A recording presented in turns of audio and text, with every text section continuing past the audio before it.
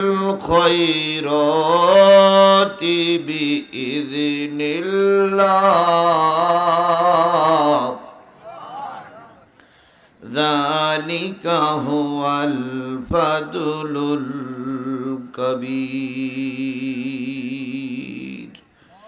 جنات عدن يدخلونها يحلون فيها من أساور من ذهب ولؤلؤا ولباسهم فيها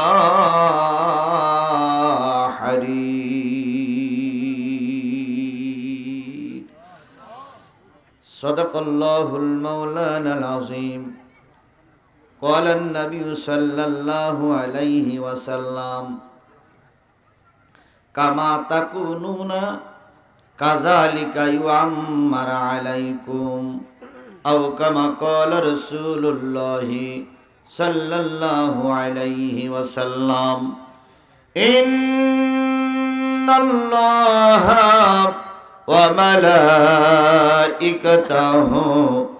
ইউসাল্লুনা আলান নবী يا أيها الذين آمنوا صلوا عليه وسلموا تسليما اللهم صل على محمد وعلى آل محمد كما صليت على إبراهيم وعلى آل إبراهيم إنك حميد مجيد اللهم بارك على محمد وعلى آل محمد كما باركت على إبراهيم وعلى آل إبراهيم إنك حميد مجيد لا إله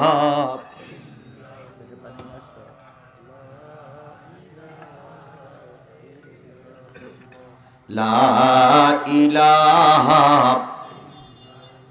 لا إله لا إله إلا الله মুহাম্মাদুর মনে হচ্ছে আপনারা খুব ক্লান্ত তাই তো মনে হচ্ছে দুরূদ শরীফ পড়ারও যেরাম জুত কালেমা পড়ারও সেই একই জুত কালেমা পড়লে গোনা হচ্ছে নাকি নিশ্চয়ই গোনা হচ্ছে তাহলে একটু জোরে সোরে কালেমাটা পড়ুন তো লা ইলাহা আরো জোরে লা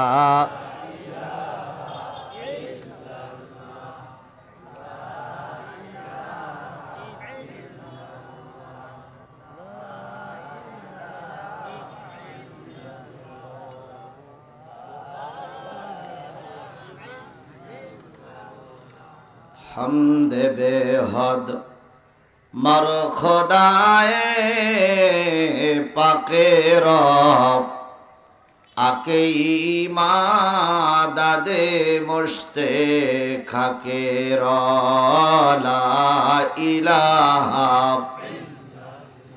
আরেকটু জোরে লা ইলাহা লা ইলাহা لا إله إلا الله محمد رسول الله সকলে জবান খুলে একসাথে এক বাক্যে বলছি সাল্লাল্লাহু আলাইহি ওয়াসাল্লাম বগুড়া জেলার শেরপুর উপজেলা শেরপুর উপজেলার চণ্ডীযান জামে মসজিদের উন্নয়ন কল্পে অনুষ্ঠিত হচ্ছে একদিন ব্যাপী বিরাট তাফসিরুল কোরআন মাহফিল। স্থান চণ্ডীযান জামে মসজিদ প্রাঙ্গণ। তারিখ 21 নভেম্বর 2024। আজ 21শে নভেম্বর 2024 রোজ বৃহস্পতিবার। আজকের এই বৃহস্পতিবারের তাফসিরুল কোরআন মাহফিলের শ্রদ্ধাভাজন স্বনামধন্য সম্মানিত সভাপতি, শেরপুর উপজেলার সাবেক চেয়ারম্যান, জননন্দিত নেতা, শেরপুর মাটি ও মানুষের বন্ধু, মাজলুম জননেতা জনাব আলহাজ মাওলানা মোহাম্মদ দবিবর রহমান, আল্লাহ পাক আমাদের এই প্রিয় ভাইকে, প্রিয় শায়েখকে হায়াতে তৈয়বা দান করুন। তার শরীর স্বাস্থ্যকে আল্লাহ পাক সুন্দর করে রাখুন। সকলে মিলে বলুন আমিন। আজকের এই মাহফিলের সহ সভাপতিবৃন্দ জনাব ইয়াসিন আলী, স্বত্বাধিকারী সংবাদ অধিভাণ্ডার শেরপুর বগুড়া, মাওলানা মোহাম্মদ মোখলেসুর রহমান, খতিব অত্র জামে মসজিদ, সম্মানিত ভাই পরিচালক,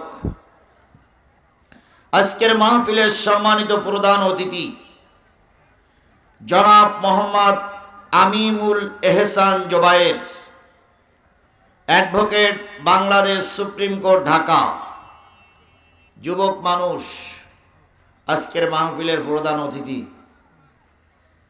হাইকোর্টের একজন উকিল। সব ক্ষেত্রে যদি এরকম মানুষ উকিল হয়, দেশের মানুষের শান্তি আসবে। কারণ প্রায় উকিলেরা, সব উকিল নাই, প্রায় উকিলেরা 2 নম্বর কাজে ব্যস্ত। দিনদার আল্লাহওয়ালা উকিল যদি হয়, মুসলমানদের জাতির কল্যাণ হবে। এই জন্য আমাদের সন্তানদেরকে বড় বড় উকিল, ব্যারিস্টার, বিচারক পদে আল্লাহ যেন কবুল করে। সকলে মিলে বলুন আমিন। আজকের এই মাহফিলের সম্মানিত বিশেষ অতিথিবৃন্দ, দাওয়াতি অতিথিবৃন্দ, সম্মানিত আলোচকবৃন্দ, বিশিষ্ট ইসলামের চিন্তাবিদ, আন্তর্জাতিক খ্যাতিসম্পন্ন মুফাসসিরে কোরআন হযরত মাওলানা আব্দুস সাত্তার জিহাদি, সাবেক চেয়ারম্যান 2 নম্বর গাড়িদাও মডেল ইউপি ও সুপার মহিপুর কাদেরিয়া ইসলামিয়া দাখিল মাদ্রাসা। আলোচনা করেছেন হযরত মাওলানা মোহাম্মদ সামিউল ইসলাম, উদীয়মান তরুণ বক্তা, জাতীয় পুরস্কার প্রাপ্তকারী সহ গর্বিত মায়ের গর্বিত সন্তান, শ্রদ্ধেয় ওলামায়ে হযরত।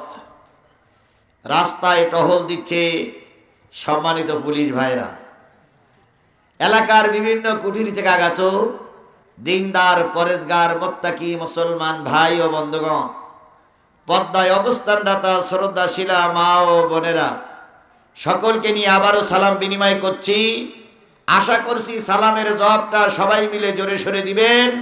আসসালামু আলাইকুম ওয়া রাহমাতুল্লাহি ওয়া বারাকাতুহু। শুকরিয়া আদায় করছি সেই মালিকের, যে মালিক আপনাকে আমাকে সুস্থ রেখেছেন। সুস্থতার চাইতে বড় নেয়ামত পৃথিবীতে আর কিচ্ছু নাই। কথা বলেন, কথা বলেন। আপনি কোটি টাকার মালিক, শুয়ে আছেন হাসপাতালের বেডে, শান্তিতে আছেন না অশান্তিতে আছেন? অশান্তিতে আছেন। টাকা নাই, দামি গাড়ি নাই, দামিও বাড়িও নাই, ভ্যান রিক্সা চালাই খান, কিন্তু পেটে কোনো রোগ নাই, শরীরে কোনো রোগ নাই, খাইলেই এক ঘুমেই সারা রাত পার হয়ে যায়। লোকটা সুখী না অসুখী? সুখী। এই জন্য সবচেয়ে বড় নিয়ামত আল্লাহ পাক যাকে সুস্থ রেখেছেন। কথা বলেন ঠিক না বেঠিক? আমরা সুস্থ আছি, সুন্দর আছি, একটা অন্ধকারাচ্ছন্ন পরিবেশ থেকে সুন্দর একটা কোরআন হাদিসের পরিবেশে বসার, আলোচনা করার এবং পরিবেশ তৈরি করে দিয়েছেন আল্লাহ। এই জন্য আল্লাহর দরবারে শুকরিয়া আদায় করছি, আলহামদুলিল্লাহ। আগে খেয়াল করতাম বক্তা মঞ্চে থাকলে কখন জানি পুলিশ এসে ধরে নিয়ে যায়, আর এখন খেয়াল করি বক্তা মঞ্চে থাকলে পুলিশ গাড়িতে বসে বসে ওয়াজ শোনে। তাহলে অবস্থাটা পরিবর্তন করে দিয়েছেন কে? জোরে বলেন কে?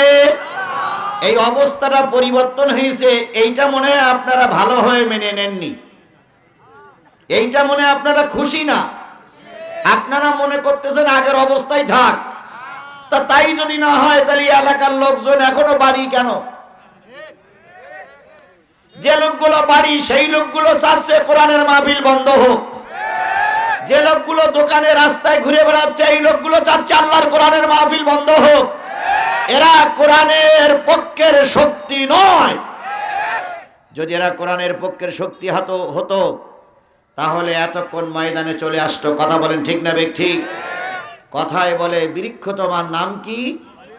তাই যদি হয় তাহলে আপনারা বাড়ি থাকা মানেই কোরআনের বিরোধিতা করছেন। আপনারা এখানে এসে বসাই মানেই হলো কোরআনের পক্ষে আপনারা কাজ করার লোক। আল্লাহ ওনাদেরকে কবুল করুক, আমাদেরকেও কবুল করুক। আল্লাহ আপনাকে আমাকে যাদেরকে কবুল করেছেন আমরা সবাই মিলে মালিকের শুকরিয়া আদায় করছি আলহামদুলিল্লাহ। কার শুকরিয়া আদায় করলাম?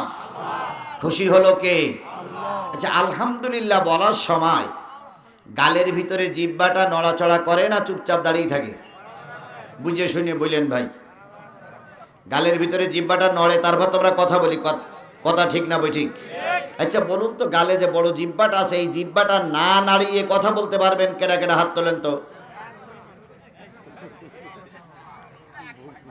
তাহলে জিহ্বা আছে তাই এক মুসলমান কথা বলেন, জিহ্বা আছে তাই?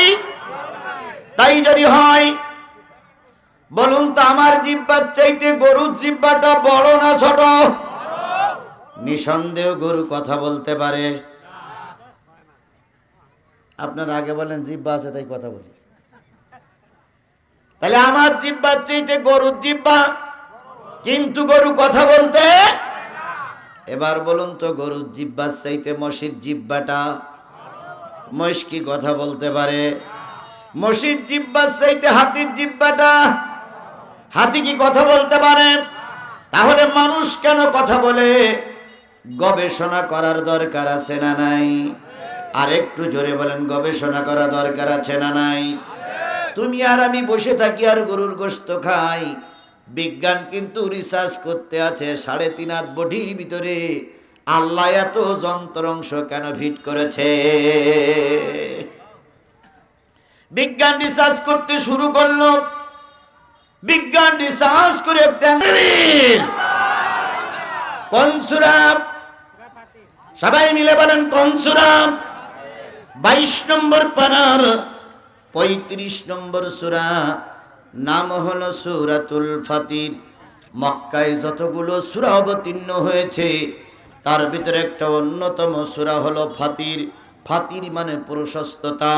আল্লাহ বলতেছেন আলহামদুলিল্লাহি ফাতিরিস সামাওয়াতি ওয়াল আরদ, নিশ্চয়ই সমস্ত প্রশংসা সেই আল্লাহর যিনি প্রশস্ত আসমান এবং প্রশস্ত জমিনের মালিক।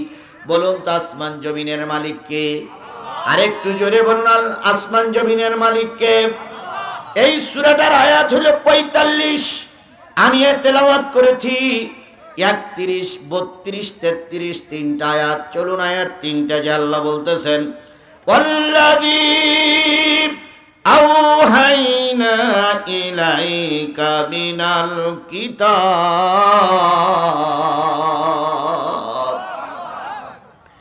ওগো নবী, আমি বা আমরা ফেরেশতার মাধ্যমে তোমার প্রতি যে কিতাব নাজিল করেছি ওই কিতাব হুয়াল হক, ওই কিতাব সত্য। বলুন তো আল্লাহ রাব্বুল আলামিন যে কিতাবটা নাজিল করলেন সেই কিতাবটার নাম কি? মুসলমান স্পষ্ট করে বলবেন ওই কিতাবের নাম কি? কোরআন সত্য না মিথ্যা? পৃথিবীতে যত কিতাব আসছে সব কিতাবের ভিতরে ভুল ভ্রান্তি এখন জন্ম নিয়েছে।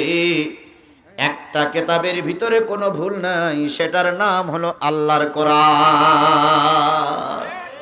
বলুন তো বাংলাদেশের কোরআন আর পাকিস্তান কোরআনের ভিতরে পার্থক্য কি? কোনো পার্থক্য আছে? আমার দেশের কোরআন আর আমেরিকার কোরআন পার্থক্য আছে।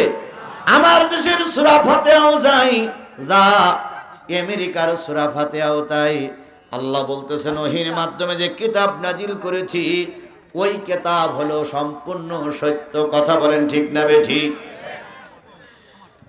মুসাদ্দিকাল লিমা বাইনা ইয়াদাইহি, শুধু এই কিতাব সত্য নয়, পূর্ববর্তী আরো যে 3টে কিতাব নাজিল করেছিলাম সেই 3টা কিতাবও সত্য। সেই 3টা কিতাবের নাম হচ্ছে তাওরাত, জব্বুর আর ইনজিল। এই 3টে কিতাব আর আমার কোরআন 4টে কিতাবই সত্য। তবে সেই 3টা কিতাবের কোনো হুকুম আমার সমাজে চালু নাই। এখন চালু আছে আল্লাহর কোরআনের হুকুম। তাহলে সেই কোরআনের উত্তরাধিকারী আমরা। কথা বলেন ঠিক না বেঠিক? আর একটু জোরে বলেন ঠিক না বেঠিক?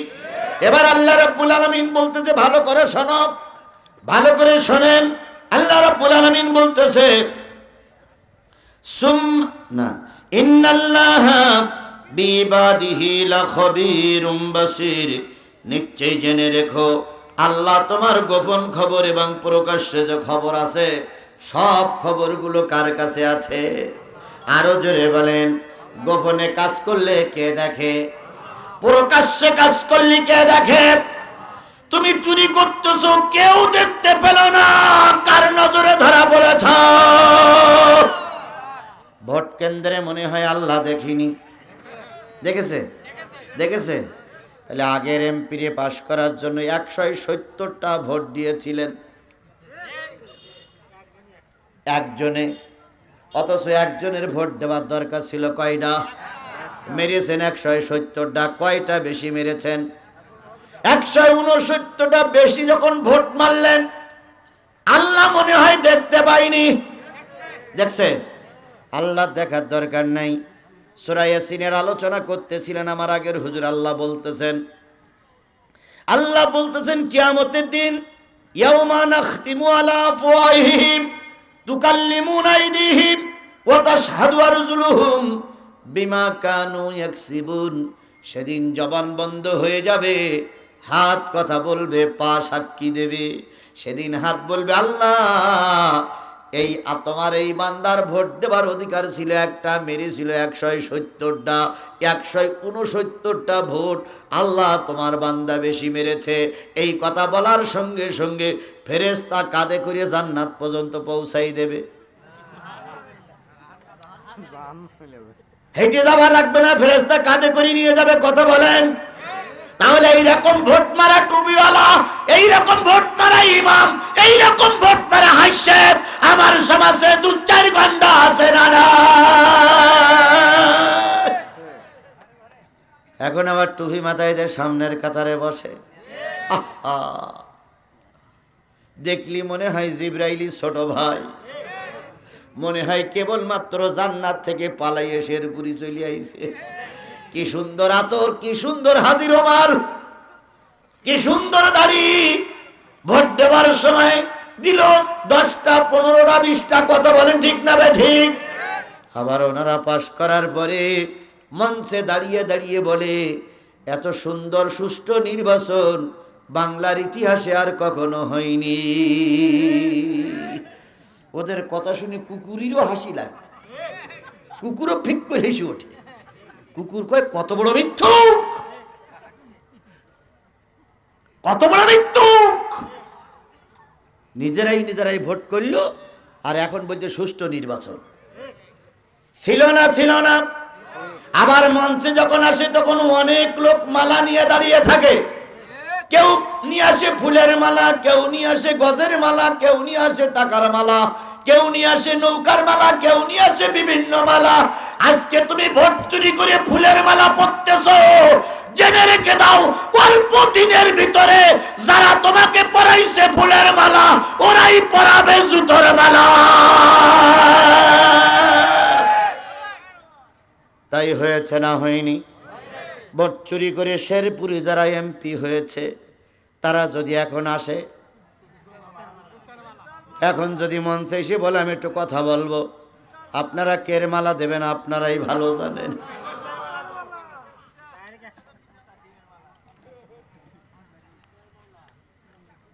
পিরোজপুরের পাশে ঝালকাঠি জেলার একটা হেডাম নেতা ছিল শাহজাহান ওমর। কি ওমর? বিএনপি দলের প্রতিষ্ঠা লগ্নের থেকে তিনি বিএনপির সঙ্গেই ছিলেন। হঠাৎ করে গত নির্বাচনের আগে জেলের থেকে বেরিয়ে এসে আওয়ামী লীগে যোগ দিলেন। দিয়ে তিনি হয়ে গেলেন কি নেতা? হ্যাডাম নেতা। কি নেতা? হ্যাডাম নেতা। হ্যাডাম নেতা নির্বাচন করে এমপি হলেন। বোধহয় কয়েকদিন জাতীয় সংসদে যাওয়ার পরেই আন্দোলন শুরু। হ্যাডাম নেতা এতদিন পালাইছিল। গতকালকে এলাকায় আসছে, জনগণ আসার পরে তার গাড়ি ভেঙেছে। ভেঙার পরে তিনি আজকে গেছিলেন জনগণের বিরুদ্ধে মামলা দিতে। জনগণ এমন পিটান পিটাইছে, সাংবাদিকের সামনে এসে বলতে, দেখো আমার দাঁত ছাড়াই গেছে, আমার গাড়িটা ভেঙে তছনছ করেছে। তাহলে ওই হ্যাডাম নেতারা যখন আওয়ামী লীগ ক্ষমতায় ছিল, ওরা ছিল হ্যাডাম নেতা। এখন ক্ষমতা শেষ, জনগণ দিচ্ছে জুতোর বাড়ি।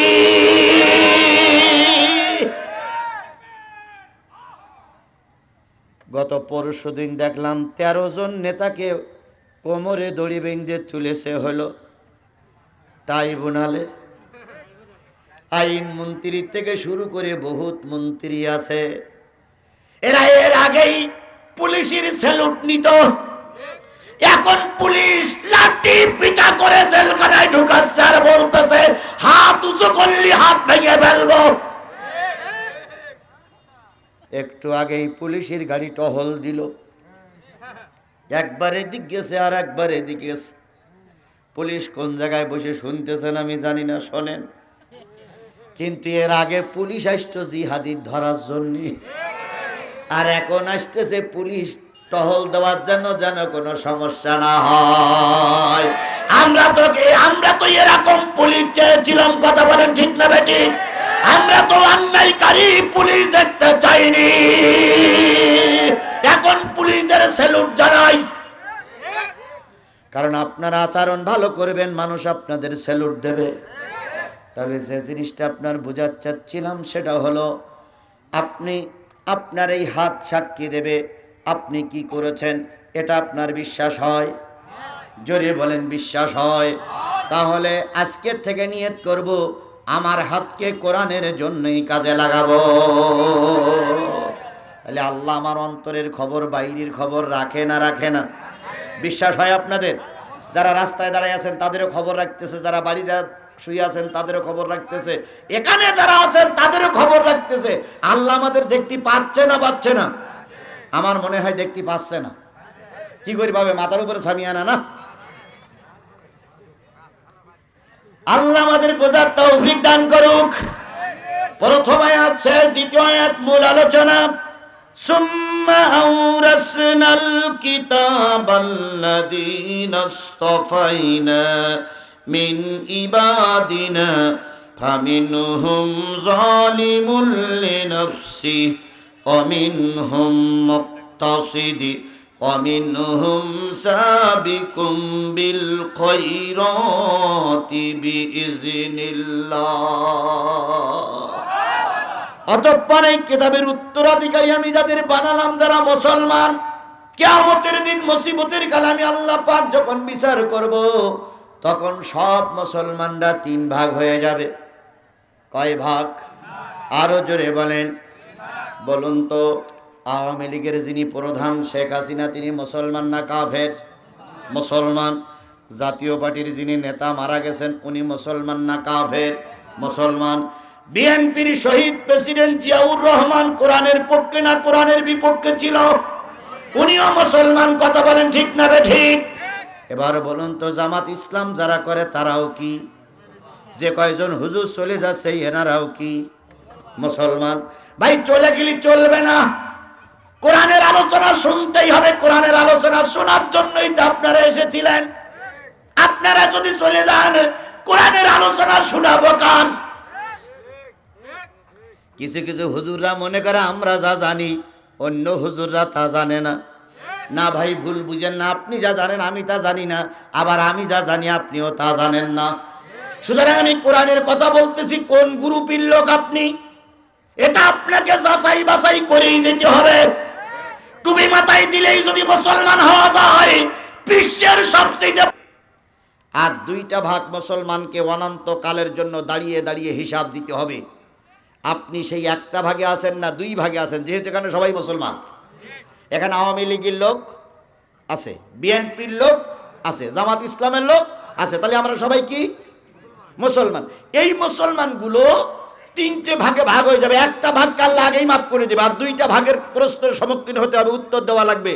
সেই 2 ভাগের ভিতরে যদি আমরা পড়ে যাই বিপদগ্রস্ত, যদি একটা ভাগে থেকে যাই নাজাত প্রাপ্ত।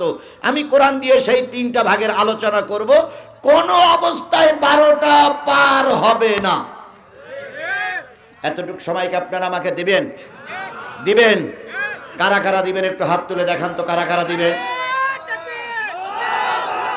পিছনের হাত নামান, হাত নামান। যায় আগে। ও ভাই, আপনাদের কি ব্যায়ামে ধরে?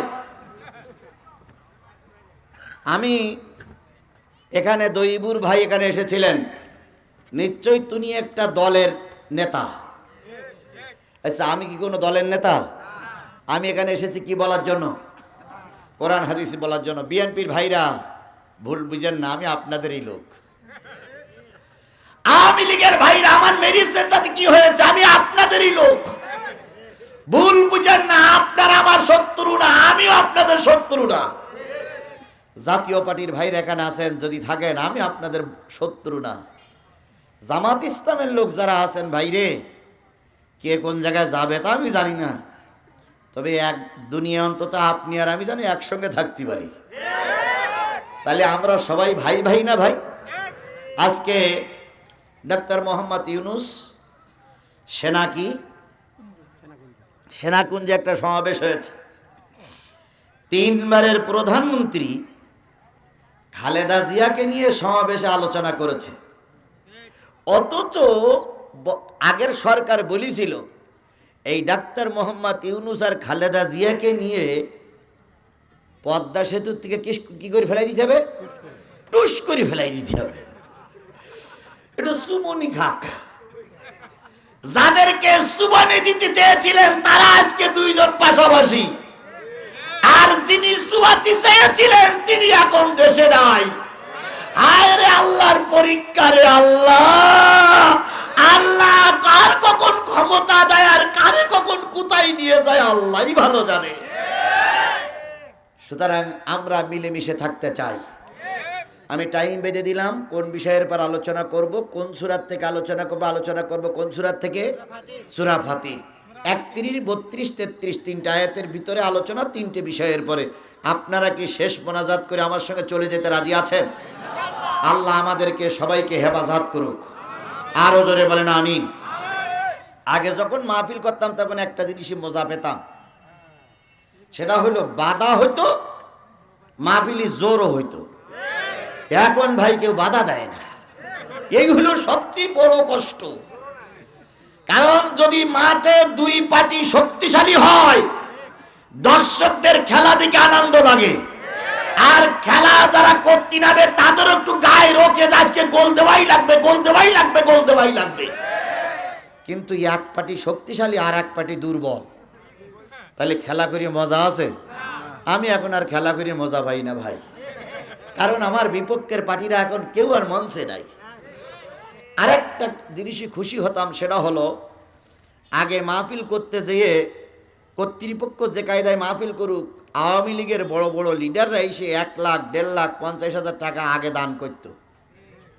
কারণ ওদের চুরি করা টাকা, ওদের জমি দখল করা টাকা, ওদের পরের সম্পদ দখল করা টাকা, ওদের টাকা ছিল। কথা বলেন ঠিক না বে ঠিক? এই জন্য ওরা লাখ লাখ টাকা দান করতে পারত। কিন্তু এখন দুঃখ লাগে আমার নেতারা টাকা দান করতে পারে না, কারণ এদের তো এরকম অবৈধ টাকা নেই। কি কথা বলেন, কথা বলেন, কথা বলেন? এই জন্য এখন আমার কষ্ট হয়, এই মাহফিল যারা করে তাদেরও কষ্ট হয়। এই মাহফিলটা করতে 1-1.5 লাখ টাকা খরচ হয়েছে, টাকা যা উঠেছে খুব কম। এই মাহফিল করে যদি কর্তৃপক্ষ ঋণগ্রস্ত থাকে, আগামী বছর কিন্তু মাহফিল হবে না। এখানে ছেলেরা বলবে যে মাহফিল করে ঋণী আসি, মাহফিল করার দরকারটা কি? ওর সেইতে মাহফিলে মসজিদের জন্য কিছু লোকে দাওয়াত করে খাওয়াও, আর যাত্রা গান টান দাও, সব কিছু হোক। এখন আপনারা কি গান দেওয়ার পক্ষে না কোরআনের মাহফিল টিকাই রাখার পক্ষে? সবাই মিলে বলেন, টিকাই রাখার পক্ষে না গান দেওয়ার পক্ষে? তাহলে টিকাই রাখার পক্ষে যদি থাকেন, তাহলে এই মাহফিলে বড় পার্টি নেই, আমরা দুর্বল পার্টি সবাই মিলে সাহায্য করে মাহফিলটা টিকাই রাখবো। ইনশাল্লাহ বলেন, ইনশাল্লাহ বলেন, ইনশাল্লাহ বলেন। এই জন্য আপনাদের আজকে অন্তত মাহফিলে 50টা টাকা দান করতে হবে। সে বেলায় জিরা জোরে বললেন না তো ভাই? 50টা টাকা দান করতে হবে, রাজি আছেন? আচ্ছা, কার কার পকেটে 50 টাকা আছে একটু হাত তোলেন তো। 50 টাকার উপরেও আছে, 50 টাকা আছে, কার কার পকেটে আছে হাত তোলেন তো। আগের হুজুর বলো হজ করি, সহজটা মনে রাখেন, কিয়ামতের দিনে হাত বলা আল্লাহর কাছে সাক্ষী দেবে। কার পকেটে টাকা আছে আমি জানি না, 50 টাকা আছে। এইবার 50 টাকা নেই, 20 টাকা আছে, 20 টাকা নেই, 10 টাকা আছে, আবার 50 টাকার উপরে 100 টাকা আছে, 200 টাকা আছে, 500 টাকা আছে। 1 টাকার থেকে শুরু করি উপরে যত টাকা পকেটে থাক, 1 টাকার নিচে মানে টাকা নেই এমন পকেট না, সবার পকেটে টাকা আছে। কার কার পকেটে টাকা আছে তারা একটু হাত তোলেন তো ভাই, কার কার পকেটে টাকা আছে? আল্লাহ তুমি দেখে রাখো কার পকেটে টাকা আছে আর হাত তুলিনি। আল্লাহ দেখে রাখো, আল্লাহ তুমি দেখে রাখো পকেটে টাকা আছে তো হাত তুলিনি। এইবার হাতগুলো একটু পকেটে দেবেন, আমিও দিচ্ছি, জি আমিও দিচ্ছি। সবাই পকেটে দেবেন, সবাই হাতগুলো পকেটে দিবেন, দিয়ে ওখান থেকে কিছু টাকা বাইর করেন, বাইর করে আল্লাহর ঘরের জন্য, মসজিদের মাহফিল না, আল্লাহর ঘরের জন্য সবাই মিলে দিবেন। আর মঞ্চে যারা আছেন, মঞ্চে যারা আছেন অ্যান্সার পেয়ে গেল। অ্যান্সারটা হলো এরকম, মানুষের একটা বড় জিহ্বা আছে, এই বড় জিহ্বার পাশে একটা ছোট জিহ্বা আছে, এই বড় জিহ্বার পাশে ছোট জিহ্বা আছে বলেই মানুষ কথা বলে। সারা জীবন গরুর গোশত খাইছেন, বলুন তো গরুর বড় জিহ্বার পাশে নিশ্চয়ই একটা ছোট জিহ্বা আছে, সেই জিহ্বাটা আমাদের চাইতে ছোট না বড়?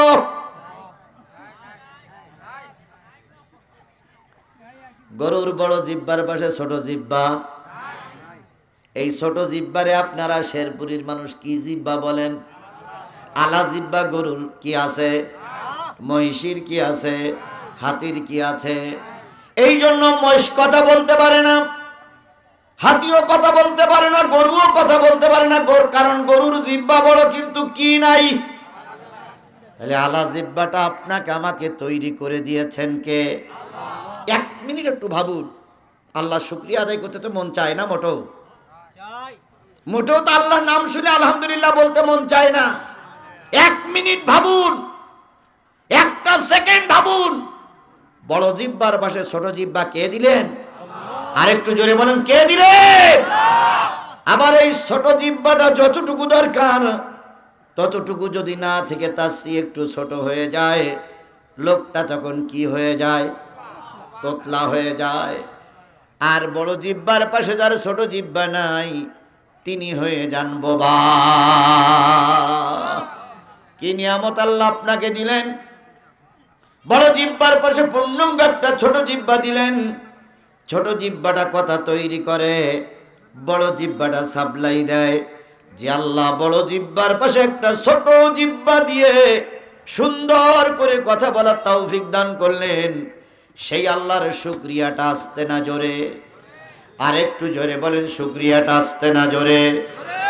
যদি আল্লাহর শুকরিয়া আদায় না করেন, যে আল্লাহ কথা বলার তৌফিক দিয়েছেন, সেই আল্লাহ আবার যে কোনো মুহূর্তে আপনাকে বোবা বানাইয়ে দিতে পারে। আপনারা দেখেছেন গত 2 দিন না 3 দিন আগে এক বক্তা ওয়াজ করতে করতে বোবা হয়ে গেছে। আপনারা যদি মিডিয়া না দেখে থাকেন আজকে বাড়ি যেই দেখবেন, এক বক্তা ওয়াজ করতে করতে কি হয়ে গেছে? একেবারেই বোবা, কথা বন্ধ। গরম পানি খাইলেন, চা খাইলেন, অনেক কাছাকাছি করলেন, আর কথা উঠিনি। বক্তা শেষ পর্যন্ত জাতির কাছে দোয়া চেয়ে বিদায় নিয়ে গেলেন। বক্তা সুন্দর সুললিত কণ্ঠে কোরআনের কথা বলতেছিলেন, হঠাৎ করে কোরআনের কথা বলতে যেই জবানটা বন্ধ করে কে দিয়েছে? আজকের এই বিশাল জনতাকে নিয়ে দোয়া করে আল্লাহ বক্তার জবানটা আবার ক্লিয়ার করে দিক। আরেকটু জোরে বলেন আমিন। আমার আলোচনার বিষয় হলো আল্লাহ রাব্বুল আলামিন জিহ্বা থাকার পরেও বোবা বানাই দিলেন। আজকে আর তুমি আর আমি যদি নাফরমানি করি, আল্লাহ তোমার আমার যে কোনো মুহূর্তে বক্তার মতন বোয়া বানাইয়ে দিতে পারে। এবার মানুষ কেন কথা বলে আল্লাহর কাছে জবাব চাচ্ছে? আল্লাহ এটা তো বিজ্ঞান রিসার্চ করলো। আল্লাহ উত্তর দিচ্ছে, আর রহমান আল্লামাল কুরআন খালাকাল ইনসান আল্লামাহুল বায়ান।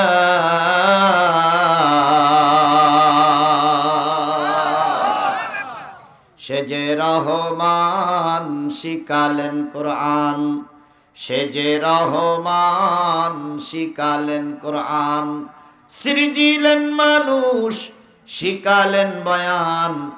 আসমানের নিচে জমিনের উপরে মানুষের মতো এত সুন্দর করে আর কেউ কথা বলতে পারে না।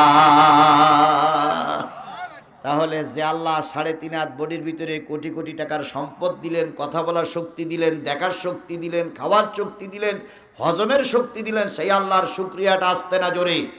তাহলে এবার কারোর জবান বন্ধ থাকবে না, সবাই মিলে বলছি আলহামদুলিল্লাহ। প্রশংসা করি আমি আল্লাহ তাআলার, বিশ্বজাহান সৃষ্টি হলো কুদরতে যাহার। জ্ঞান বিজ্ঞান শিল্পকলা আবিষ্কারক যত, খোদার মহিমা তারা গাইছে অবিরত। মাটির মানুষ চন্দ্রে গেল কুদরতে যাহার, প্রশংসা করি আমি আল্লাহ তাআলার। ডিমগুলো সব একই রকম, পার্থক্য নাই মোটে, সাদা কালো বাচ্চাগুলো কেমন করে ফোটে? কথা বলেন, কথা বলেন, কথা বলেন। ডিমগুলো সব একই রকম, পার্থক্য নাই মোটে, সাদা কালো বাচ্চাগুলো কেমন করে ফোটে? আমরা সবাই বাস করি একই পৃথিবীর অঙ্গে, হাতের লেখা মুখের চেহারা মেলে না কারোর সঙ্গে, আর মেলে না গলার আওয়াজ বুড়ি আঙুলির টিপ। আল্লাহ তাআলা আছেন একজন, প্রমাণ হইল ঠিক। সেই আল্লাহর আবারও শুকরিয়া, আলহামদুলিল্লাহ। সর্বকালের সর্বশ্রেষ্ঠ মহামানব, যিনি জন্মের পর থেকে মৃত্যু পর্যন্ত কেঁদেছেন কাদের জন্য? উম্মতের জন্য। এখন কবরে শুয়ে শুয়ে কাঁদতেছেন কাদের জন্য? কিয়ামতের দিন কাঁদবেন কাদের জন্য? নিজের পরিচয় নিজে ভুলে যাবেন, পরিবারের পরিচয় ভুলে যাবেন, সন্তানাদির পরিচয় ভুলে যাবেন, কানবেন রব্বি হাবলি উম্মতি, আয় আল্লাহ আমার গুনাহগার উম্মত গুলোরে দয়া করে মাফ করে দাও। পৃথিবীর সবাই চাই সবাই পরিবার উপকৃত হোক, কথা বলেন ঠিক না ঠিক? আমাদের সাবেক প্রধানমন্ত্রী শেখ হাসিনা চলে গেছে, বুনটারে ফেলাই রেখে যায়নি।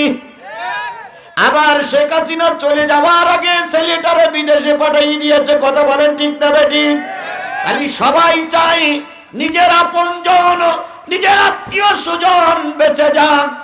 কেবলমাত্র শুধুমাত্র একমাত্র একজন ব্যক্তি চেয়েছিলেন সবাই বেঁচে গেলেও আমার উম্মতেরা যেন, সবাই ধরা খাইলেও আমার উম্মতেরা যেন ধরা না খায়। তিনি আর কেউ নয়, তিনি আমার নবী মুহাম্মদ রাসূলুল্লাহ সাল্লাল্লাহু আলাইহি ওয়াসাল্লাম। বহু দরদি নেতা পাওয়া যায়, যত দরদি নেতা সমাজে মাথা উঁচু করে, প্রত্যেকটা জনদরদি নেতা নিজের কথাই আগে চিন্তা করে, কথা বলেন ঠিক না রে ঠিক? যদি সব নেতারা জাতির কল্যাণের জন্য কথা বলতো, কাজ করত, খোদার কসম আমার দেশ গরিব থাকতো না।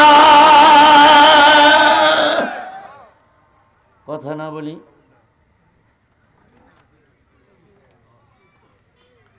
আমি কি কথাটা বাড়াই বললাম? জোরে বলেন, কথা বাড়াই বললাম? সারা জীবন নেতারা বলেছে আমাকে ভোট দিলে আমি এই করব সেই করব। ক্ষমতায় যাবার আগে স্যান্ডেলের ফিতে কেনা পয়সা ছিল না, 5 5 বছর ক্ষমতায় যাওয়ার পরে কোটি কোটি টাকার মালিক হয়েছে। ইতিমধ্যে যত নেতারা এসেছে সব নেতা একই কাজ করেছে। কোরআনপন্থী নেতারা কি করবে আমি জানি না, কারণ ওনাদের তো আমরা কোনোদিন পরীক্ষা করে দেখিনি। কি কথা বলেন, কথা বলেন। এখন একটাবার পরীক্ষা করে দেখা লাগবে যে ওনারাও আগের নেতার মতন হয় কিনা।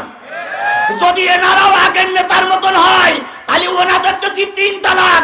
আর এই কোরআনপন্থী কোরআন সুন্নাহর আলোকে সমাজ গঠনের কথা বলে যারা দুর্নীতি কাজ করবে তাদের দেব 172 তালাক।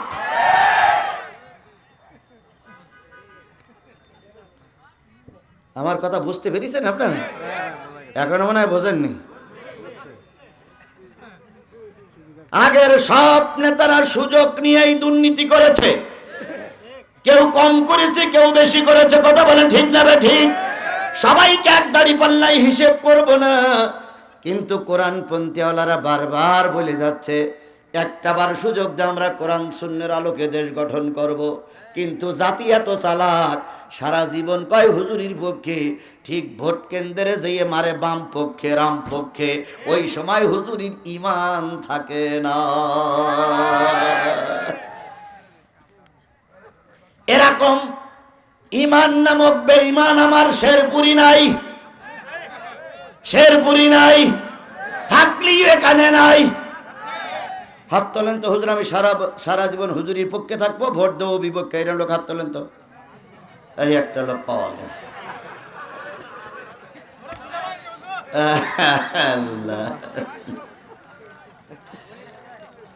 আল্লাহ আমাদের সবাইকে কোরআনের পক্ষে কবুল করুক।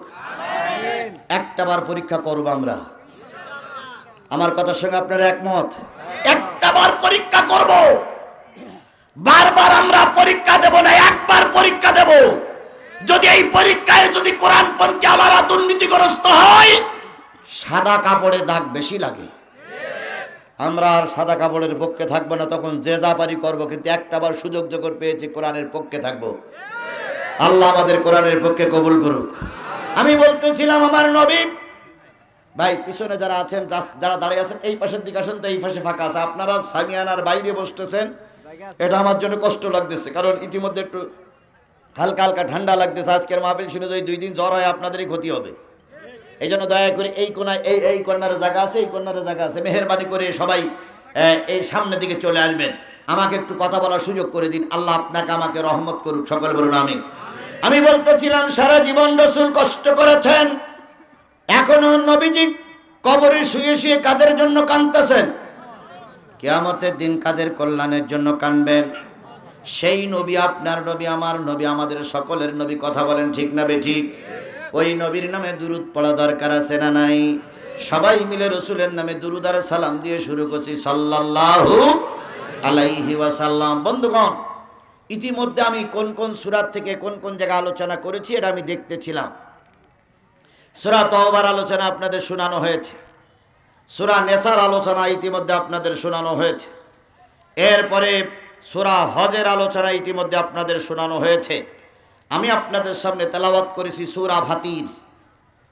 কোন সূরা? ফাতিরের আলোচনার বিষয়বস্তু হলো গোটা বিশ্বের মুসলমানেরা 3 ভাগ।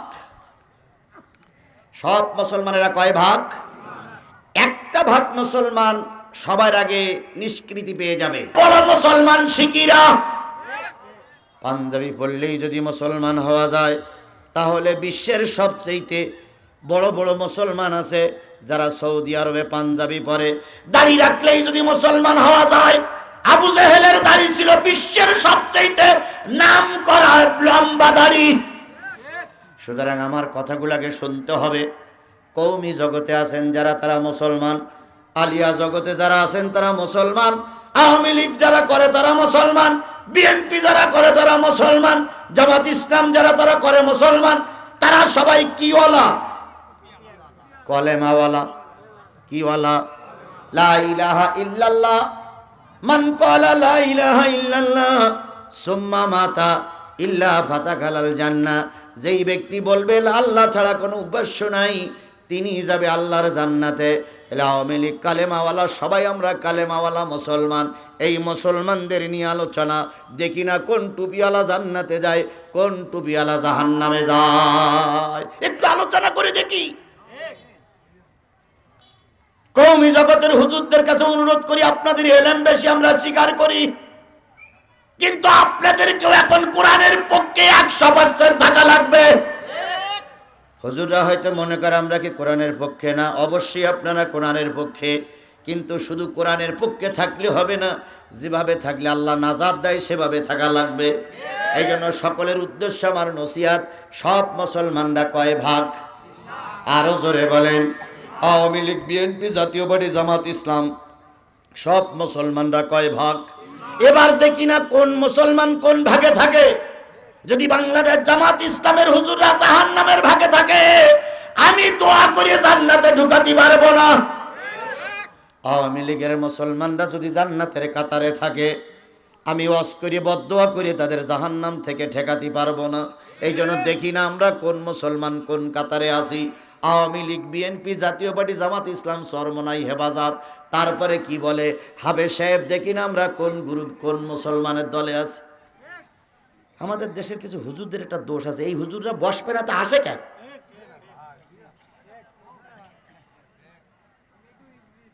এই হুজুররা যদি কোরআনের মাহফিল বসতে ভালো না লাগে, তোমাদের আসতে বলে কেনা? ঠিক যখন আলোচনার একটা মোড় তৈরি হয়, তখন কিছু হুজুর টুপটাপ করে উঠতে শুরু করে। এরা বেশি জানে, দাওয়াতই যদি জানো তো কোরআনের মাহফিলে আসার দরকার কি তোমাদের? এরা কোরআনের মাহফিলের বিরোধী, এরা মসজিদের বিরোধী। এরা যখন মাদ্রাসা করবে, তোমার এই মাদ্রাসার মাহফিলে যদি আমরা সব উঠে আসি, তোমার মাদ্রাসা তো দর্শক হয়ে যাবে। এটা মসজিদের মাহফিল হচ্ছে, সবাই থাকা উচিত, বরং হুজুরদের আরো সাহায্য করা উচিত। যে মসজিদের মাহফিল হচ্ছে, আমরা কিভাবে সাহায্য করি? একদল হুজুর ঠিক পায়ের মতন বসে, যেই আলোচনা ঠিক সময় মজে, সেই একদল হুজুর উঠে হাল্লা করে। এরা কোরআনের বিপক্ষে না, এরা কোরআনের বিপক্ষে।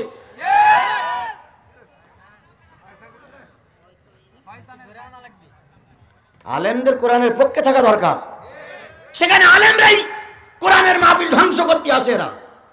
আমি এখানে বসে দেখলাম, যে কজনে মাহফিল থেকে উঠেছে সব কটা হুজুর, যে কয়টা এখান থেকে চলে গেছে সব কটা লম্বা দাঁড়িয়ে, লম্বা জুব্বাওয়ালা, একটাও প্যান্ট শার্টওয়ালা উঠিনি, সব কটা জুব্বাওয়ালা উঠে চলে গেল। কেন? আমি কি আমার বাবার কথা বলেছি? আমি কি জামাত ইসলামের ভোট দেওয়ার কথা বলেছি? তাহলে তোমরা মঞ্চতে উঠলে কেন? যদি ওট পাই, ওট পাতা আসার কি দরকার ছিল?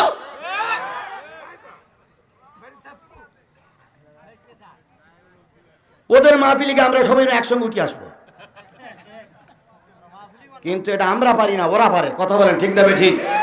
আমরা চাই ধর্মের উপকার, আর ওরা লপনা জামা গায়ে দিয়ে ধর্মের বিরোধী।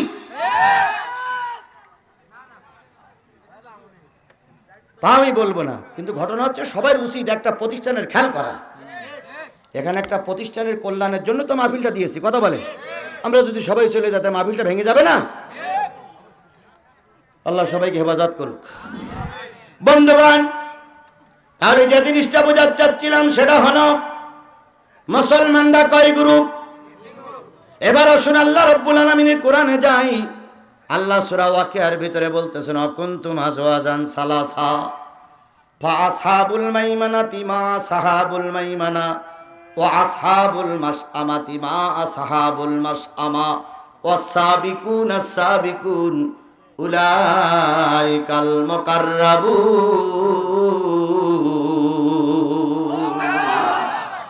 অকুনতুম আজওয়াজান সালাসা, কিয়ামতের দিন মুসিবতের কালে আল্লাহ যখন বিচারক হয়ে চেয়ারে বসবেন, আল্লাহর সামনে সব মানুষগুলো উপস্থিত হয়ে গেছে।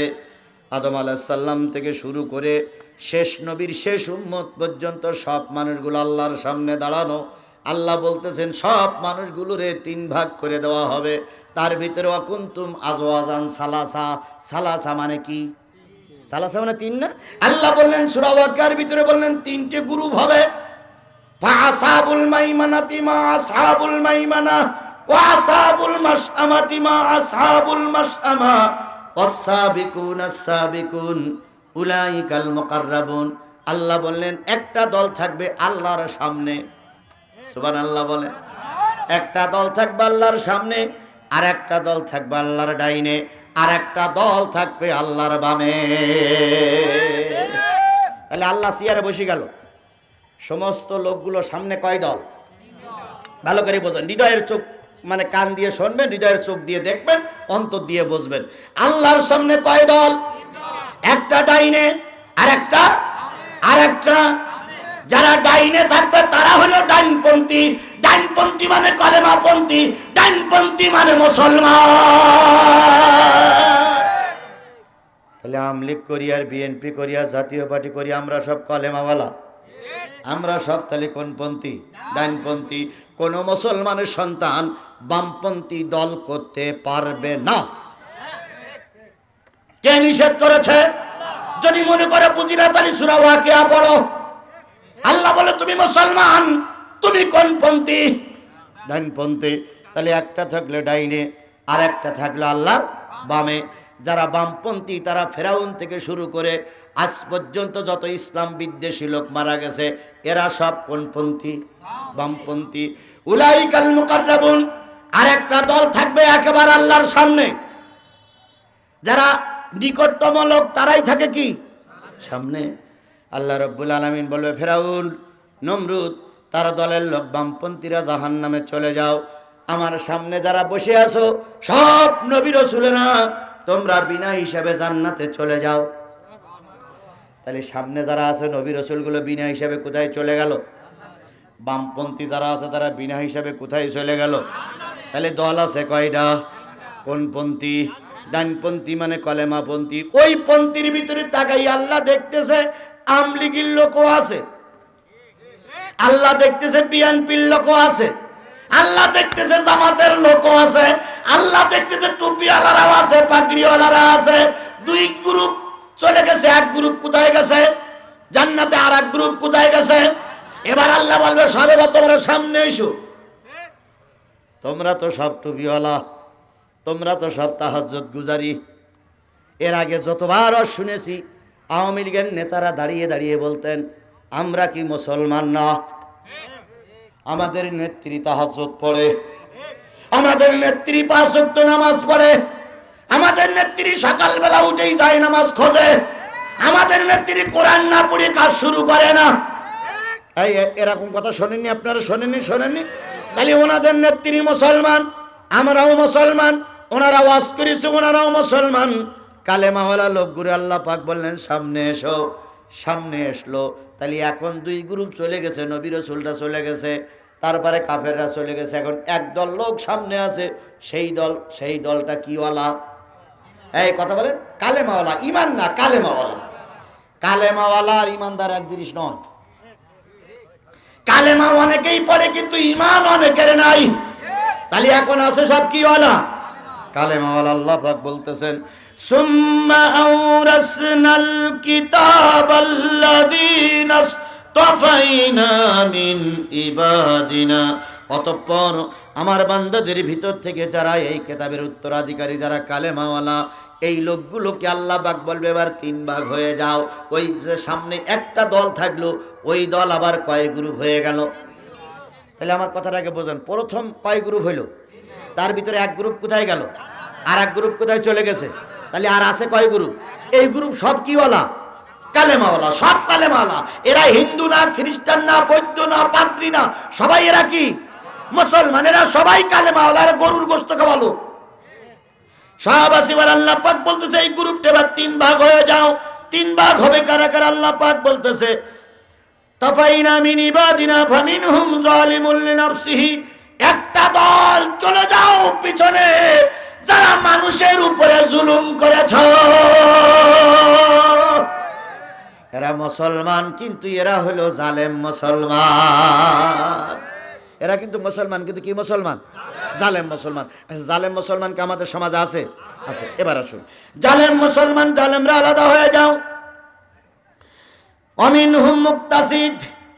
আরেকটা মুসলমান আলাদা হয়ে যাও, যারা ছিল ধর্মে নিরপেক্ষ, মুনাফিক।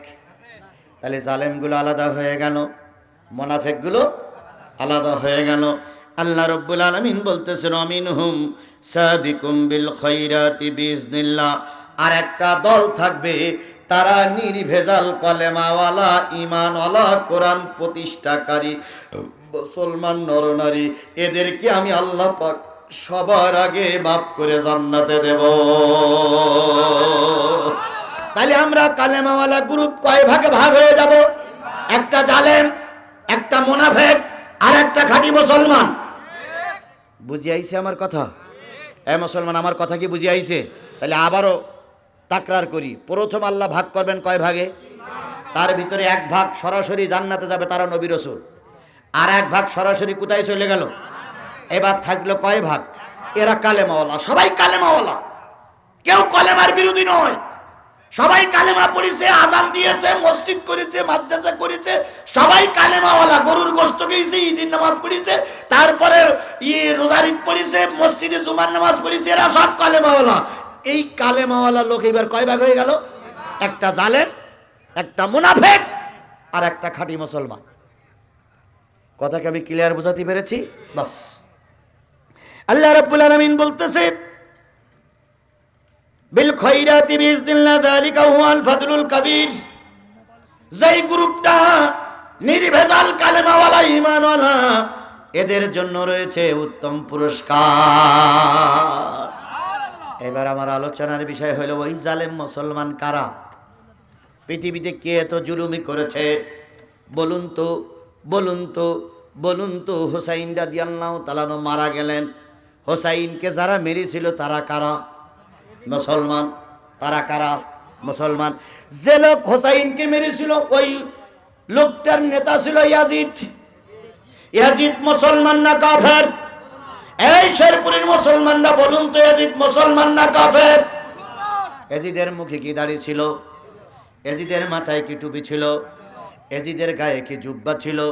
ইয়াজিদ ছিল মসজিদের খতিব, ইয়াজিদ ছিল মসজিদের ইমাম, ইয়াজিদের মুখে দাড়ি ছিল, ইয়াজিদের মাথায় টুপি ছিল, ইয়াজিদের গায়ে জুব্বা ছিল। তাহলে এই জুব্বাওয়ালা, এই দাড়িওয়ালা, এই টুপিওয়ালা, এই পাগড়িওয়ালা কেন হোসাইনকে মেরে দিল? কারণ হোসাইন ছিল খাঁটি নির্ভেজাল মুসলমান, আর ইয়াজিদ ছিল জালেম মুসলমান। আমাদের দেশের শেখ হাসিনা রহমাতুল্লাহ আলাইহি, হযরত মুজিবুর রাদিয়াল্লাহু তাআলা, আল্লাহ আল্লাহ মাফ করুক। ভাই আমি হয়তো বলি ফেললাম, কিন্তু ওনারাই তো লিখতেন। ওই যে জাতীয় সংসদে একজন বলেছিল না যে আমাদের শেখ হাসিনার পেছনে রহমাতুল্লাহ আলাইহি যোগ্য দিতে হবে, বলেছিল না ভাই? ওই জয়পুরহাটের এক এমপি, হযরতজি কওয়া উচিত। তারপর ওনারা বলতেন যে, শোনেন, ওনারা বলতেন যে মুজিবার হলো পীর বংশের লোক, ওনারা পীর বংশের লোক। অথচ আমার ফাঁসি চাই, মতিউর রহমানের লেখা আমার ফাঁসি চাই বইটা একটু পড়ি, দেখবেন যে মুজিবার কোন পীর বংশের লোক। যাক, আমি ওদিকে যাব না, কারণ কারো চরিত্র হানি করার জন্য আমি আসিনি। আমার শুধু বক্তব্য, শেখ হাসিনাও মুসলমান, আল্লামা সাঈদীও মুসলমান। কথা বলেন, কথা বলেন, কথা বলেন। সেদিন ছিল হোসাইনও মুসলমান, ইয়াজিদও মুসলমান। ইয়াজিদের অত্যাচার সহ্য করতে না পেরে হোসাইন রাদিয়াল্লাহু তাআলা কারবালা প্রান্তরে জীবন দিয়েছে। হাসিনা রহমাতুল্লাহ আলাইহির অত্যাচার সহ্য করতে না পেরে আল্লামা সাঈদী জেলখানায় জীবন দিয়েছে। তাহলে ইয়াজিদ জালেম মুসলমান তখনও ছিল, জালেম মুসলমান এখনো। আরো জোরে বলেন, এখনো। তাহলে অতীতে জালেম ছিল, এখনো জালেম আছে না নাই? এখন জালেমের জুলুমের কারণে হুসাইনের উত্তর শরীরা কি ময়দান ছেড়ে দেবে? জোরে বলেন, ময়দান ছেড়ে দেবে।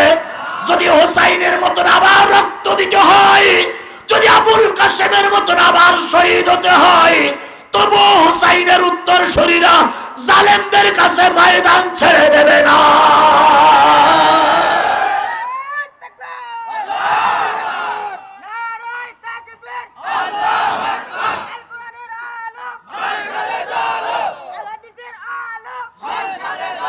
এবার আসুন,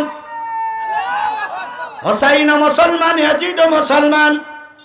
ইয়াজিদ হল জালেম মুসলমান, হোসাইন কি মুসলমান? খাঁটি মুসলমান, নির্ভেজাল মুসলমান। নির্ভেজাল মুসলমান যদি হতে চান পরীক্ষায় একটু দেওয়াই লাগবে। কথা বলেন, কথা বলেন।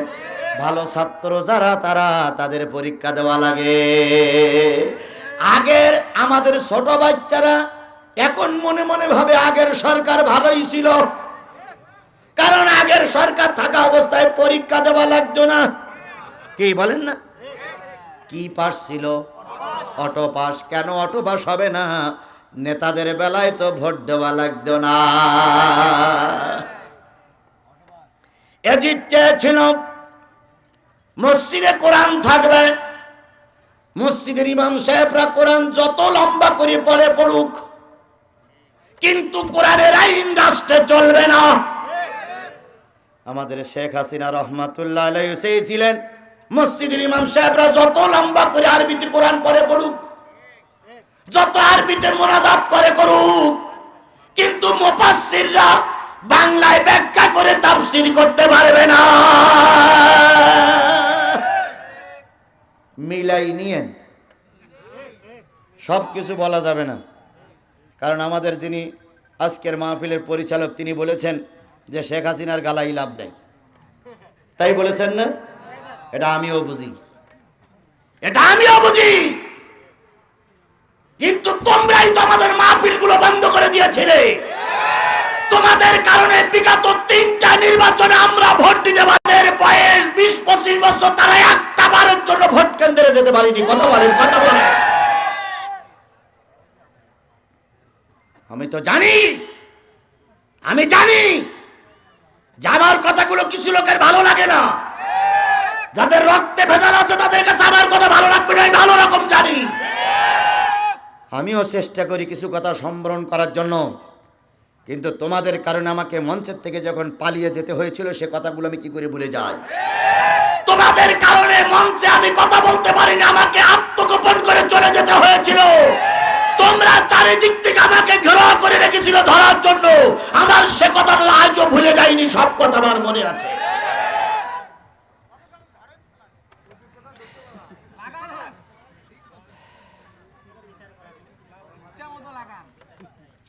সব কথা আমাদের মনে নাই? জোরে বলেন, মনে নাই? যাত্রা গান করতে এসে নায়িকারা বুক ফুলিয়ে চলে গেল, গায়িকারা বুক ফুলিয়ে চলে গেল, আর আলেমদের অপমান করে মঞ্চের থেকে নামাই দেওয়া হলো।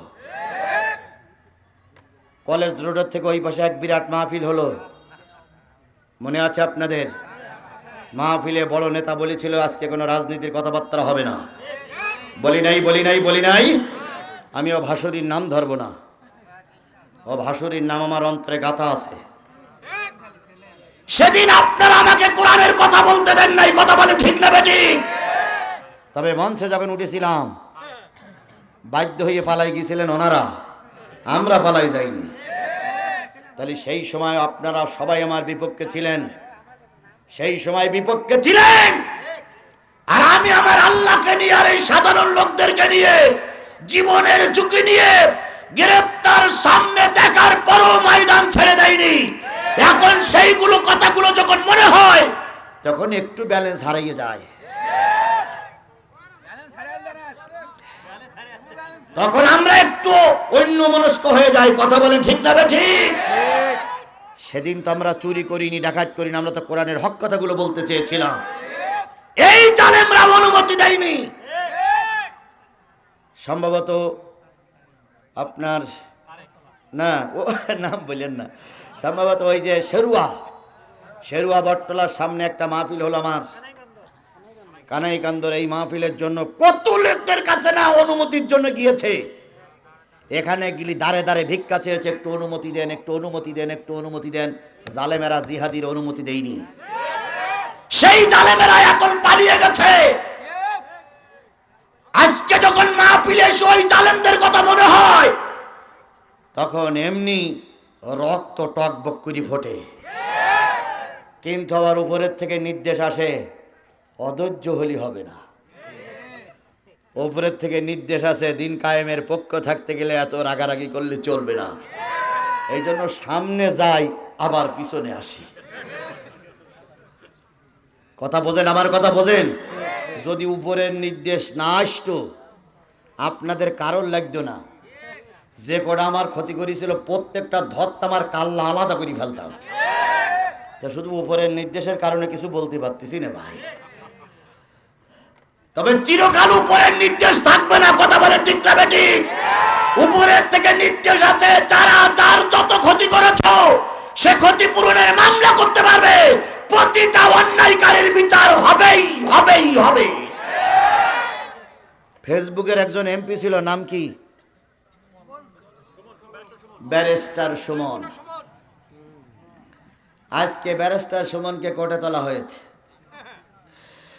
উনি বলতেছে আমার যত কষ্ট হয় হোক, দেশ তো ভালোভাবে চলুক। কত বড় পীর সাহেব হুজুর রে ভাই।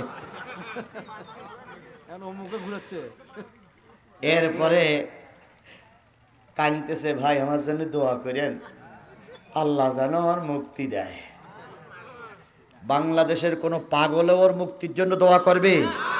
জোরে বলেন, ওর কোন পাগল ওর মুক্তির জন্য দোয়া করবে? তোমরা যে কাজগুলো করেছো ওগুলো যখন বাচ্চারা শোনে, বউ যখন শোনে, ছেলে মেয়ে যখন শোনে, বৃদ্ধা মা বৃদ্ধ পিতা যখন শোনে, পিতা যখন বলে আল্লাহ এদের পরে গজব দাও না কেন, দাও না কেন, দাও না কেন। বিগত 15টি বছর আমাদের দেশে যে চুরি হয়েছে, ব্যাংক লুট হয়েছে, টাকা আত্মসাৎ হয়েছে, এই টাকাগুলো যদি আত্মসাৎ না হতো আমার দেশটা সোনার দেশ হয়ে যেত। এক একজন এমপি যে কি পরিমাণ চুরি করেছে রে ভাই, হাজার হাজার কোটি টাকা এরা চুরি করেছে। এরা চোর, এরা ডাকাত, এরা খুনি, এরা সন্ত্রাসী। আর চোর ডাকাত খুনি সন্ত্রাসীর বিরুদ্ধে কথা বলা যাবে না? কে বলেছে কথা বলা যাবে না? ডাকাতি করে তো লজ্জা করে না, এখন বললি এত লজ্জা করে কেন বেহার জাত? যখন ডাকাত করেছিলাম তখন স্মরণ হয়নি? যখন চুরি করেছিলে তখন স্মরণ হয়নি যে একদিনের সময় থাকবে না? কি কায়দায় স্লোগান তুলছে, একটা দুটো শিবির ধর, ধৈর্য ধৈর্য নাস্তা কর, জামাত ধর, শিবির ধর, ধৈর্য ধৈর্য জবাই কর। এই স্লোগান দেয়নি? স্লোগান দেয়নি?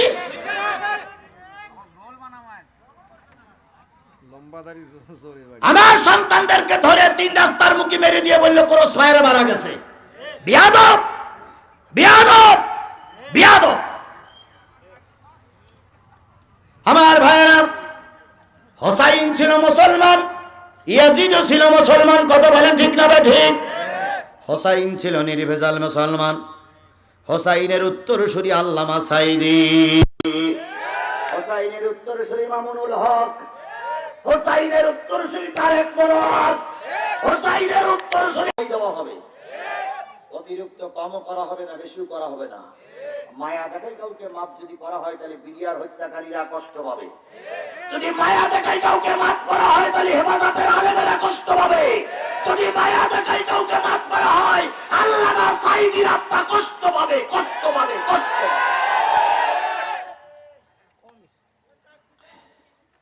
বেশি থাকবে ঠিক হবে না, 311 জন থাক। আমার ভাইরা, ইয়াজিদ ঘোষণা করলো, হোসেন তুমি জান্নাতি যুবকদের সর্দার, তুমি মসজিদে কোরআন নিয়ে পড়ে থাকো, আর আমি দেশের রাজা, টুপি মাথায় দেই, দাড়ি রাখি, পাগড়ি পরে, কিন্তু কোরআন দেশ চলবে আমার নির্দেশে, আমার তৈরি করা আইন দিয়ে দেশ চলবে, তোমার কোরআন দিয়ে দেশ চলবে না। টক্কর শুরু হলো। কি শুরু হলো?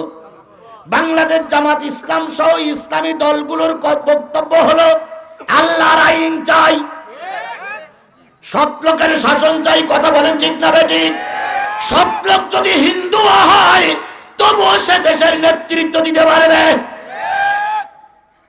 জামাত ইসলামের বক্তব্য বোঝেন আপনারা? আল্লাহর আইন চাই আর সৎ লোকের শাসন চাই। কারণ আল্লাহর আইন চাই, আর অসৎ লোক যদি ক্ষমতায় বসে জীবনে আল্লাহর আইন কাজে লাগবে না। তাহলে আগে সৎ লোক দরকার, তারপরে আল্লাহর আইন প্রতিষ্ঠা করার দরকার। আর হযরত হুসাইন বললেন, তুমি বলতেছ কোরআন মসজিদে থাক, রাষ্ট্রে তোমার আইন চলুক না। না না, আল্লাহ নিজেই বলেছে ইনিল হুকমু ইল্লা লিল্লাহ, যিনি সৃষ্টি করেছেন হুকুম চলবে তার। বলেন তো গোটা পৃথিবীর সৃষ্টিকর্তা কে? তাহলে এই পৃথিবী রাজত্ব করতে গেলে, পৃথিবীতে দেশ চালাতে গেলে হুকুম চলবে কার? আমরাও মুসলমান কার হুকুম দিয়ে দেশ চালাতে চাই? হেফাজত চাই আল্লাহর হুকুম দিয়ে দেশ চলুক, সরমনেই চাই আল্লাহর হুকুম দিয়ে দেশ চলুক, জামাত ইসলাম চাই আল্লাহর হুকুম দিয়ে দেশ চলুক। আমরা সবাই এখন এক হয়ে যাই, এক প্ল্যাটফর্মে এসে পরামর্শ করে দেশটারে কোরআন দিয়ে চালানোর জন্য চেষ্টা করি। হোসাইন বললেন কোরআন দিয়ে দেশ চলবে, ইয়াজিদ বললেন না না হবে না। হোসাইন আর ইয়াজিদের সঙ্গে একটা টক্কর বেঁধে গেল। মুসলমানরা কয় গ্রুপ বললাম? দুই গ্রুপের আলোচনা হচ্ছে, আর এক গ্রুপের আলোচনা আসতেছে। একটা গ্রুপ হলো হকপন্থী, আর এক গ্রুপ হলো জালেমপন্থী। যদিও তারা মুসলমান কিন্তু ওরা জালেম, আর এরা যদিও মুসলমান এরা হলো হকপন্থী। হোসাইন হকের পক্ষে, ইয়াজিদ মুসলমান কিন্তু কোন পক্ষে? জালেমের পক্ষে। ইয়াজিদের সঙ্গে টক্কর বেঁধে গেল। হোসাইন রাদিয়াল্লাহু তাআলা আনহু চাল চলনের দিকে খেয়াল করতে লাগলো। হোসাইন কোথায় যায়, কোথায় খায়, কোথায় ঘুমায়, কার সঙ্গে গল্প করে, কার কাছে লোকজন জড়ো করার জন্য পরামর্শ করে। হঠাৎ করে ইয়াজিদ একদিন সংবাদ পাইল মদিনার থেকে ৭৯ জন লোক নিয়ে হযরত হোসাইন কুফার দিকে যাচ্ছে। আর কুফার লোকরা বলেছে, ও হোসাইন তুমি যদি কুফায় আসো, আমরা তোমার সঙ্গে সঙ্গ দিয়ে এই মদিনারে ইসলামের রাষ্ট্র আছে, এই রাষ্ট্রটা টিকায় রাখবো। এবার ইয়াজিদ চিন্তা করলো, এই সুযোগে যদি হোসাইনকে মেরে দিতে পারি, আমার পথের কাঁটা দূর হয়ে যাবে। ভারত চেয়েছিল আজও কালো বাংলাদেশ একদিন আওয়ামী লীগ মুক্ত হবে। সেদিন যদি হুজুররা বেঁচে থাকে, ওই দেশ কোরআনের দেশ হয়ে যাবে। তাই ভারতের পরামর্শে ইসলামী আন্দোলনের বড় বড় নেতাদের আগেই ফাঁসি দেওয়া হয়েছে। কথা বলেন, কথা বলেন। এটা শেখ হাসিনা তার দলের বুদ্ধি ছিল না, সমস্ত বুদ্ধিদাতা ছিল ভারত। আমার ভাইরা চলুন সামনে অ্যাডভান্স করি। ৭৯ জন লোকের ভিতরে ৪০ জন ছিলেন পুরুষ, ৩৯ জন ছিল নারী। ৩৯ জন নারী সদস্যা আর ৪০ জন পুরুষ সদস্যকে নিয়ে সফরের শেষের দিকে মুহররমের ২-১ দিন হলে হযরত হোসাইন রাদিয়াল্লাহু তাআলা মদিনা থেকে কুফার উদ্দেশ্যে রওনা হলেন। ইয়াজিদ বাহিনী সংবাদ পেয়ে ফুরাতের কিনারে এসে ট্রাইব্যুনাল গঠন করলো, ফুরাত ঘেরাও করলো, পানি খেতে দেবে না। এটাই ছিল তাদের বিচারের পদ্ধতি। আজও আমরা দেখেছি মরহুম সাবেক প্রধানমন্ত্রী ওনারাও আমাদের বিরুদ্ধে ট্রাইব্যুনাল তৈরি করে হুজুরদের ওখানে মিথ্যা মামলা দিয়ে ফাঁসিতে রায় কার্যকর করেছিল। কথা বলেন, কথা বলেন, কথা বলেন। কিন্তু জালেমেরা জানে না, আজকে তুমি যার পরে জুলুম করতেছো, এই দিন চিরকাল থাকে না, একদিন সোনালী বাতাস প্রবাহিত হয়ে যায়। আচ্ছা বলুন তো, আগের সরকার আর আমরা যারা হুজুর, তারা কি জীবনেও কল্পনা করেছিলাম যে এই পরিবেশ হবে? সত্যি কথা বলবেন ভাই, মিথ্যা কথা বলে কবিরা গোনা হবে। জীবনেও কল্পনা করেছিলাম যে এই পরিবেশ আসবে? আমরা সবাই জানতাম এই পেতনি না আমরা পর্যন্ত দেশের কিছুই হবে না। আল্লাহ বলল তোরা চালি সুষ্ঠু নির্বাচন, আর আমি সালামত দেশেই থাকতে পারবে না। কারণ আল্লামা সাঈদীর জানাজা বন্ধ করেছে, আর আমি ওর বাংলাদেশে কবর বন্ধ করে দিলাম। তাই হয়েছে না ভাই? তাই হয়েছে না? তাই হয়েছে না? ওরা আল্লামা সাঈদীর জানাজা করতে দেয়নি, ওরা আল্লামা সাঈদীর জানাজা বন্ধ করেছে। আর আল্লাহ ওদের দেশ থেকে লাথি মেরে তাড়িয়ে দিয়ে এদেশে কবর দেওয়ার জায়গা পর্যন্ত বন্ধ করে দিয়েছে। এর চাইতে আল্লাহ আর কি বিচার করবে? আল্লাহ আর কি বিচার করবে? কিছু কিছু লোককে আল্লাহর বিচার হয়নি, কে বলে বিচার হয়নি? আল্লাহ এসে আর কত বিচার করবে? আল্লাহর বিচার অবশ্যই হবে। কথা বলেন, কথা বলেন, কথা বলেন। হোসাইন রাদিয়াল্লাহু তাআলা কয়জন লোক নিয়ে বাইর হলেন? ৭৯। কয়জন পুরুষ আর কয়জন নারী সদস্য? ঠিক ফুরাতের কিনারায় যখন আসলো, ইয়াজিদ বাহিনীর লোকজন ১০,০০০ চলে আসলো। ৭৯ জন লোকের মোকাবেলা করার জন্য কয় হাজার? তার মানে কথায় বলে মশা মারতে কামান দেখিস। 79 জন লোক যখন ফোরাতের কিনারায় চলে আসলো, রাত হয়ে গেল। হোসাইন খেয়াল করলেন, ডাইনে সৈন্যবাহিনী, ওপারে সৈন্যবাহিনী, বামে সৈন্যবাহিনী, পিছনে ইয়াজিদের সৈন্যবাহিনী। হোসাইন বললেন, ও আমার জাতি, মনে হচ্ছে আমাদের এখানেই মৃত্যু হয়ে যাবে। 40 জন যুবককে নিয়ে, 40 জন মানুষকে নিয়ে, 79 জন নারীকে সঙ্গে নিয়ে হোসাইন রাদিয়াল্লাহু তাআলা একটা গরম বক্তব্য দিলেন। নারী আর পুরুষ সবাই একসঙ্গে বলে উঠল, জীবন দেব তবু জালেমের কাছে মাথা নত করব না। ছাত্র জনতা যখন প্রথম দিন গুলি খেলো, দ্বিতীয় দিন সমন্বয়করা বলল, তোমরা ময়দানে ছেড়ে দেবা না, আগে চলবা। সব ছাত্ররা বলল, যদি পাহাড়ের স্তূপ পড়ে তবু ময়দান জালেমের কাছে ছেড়ে দেব না।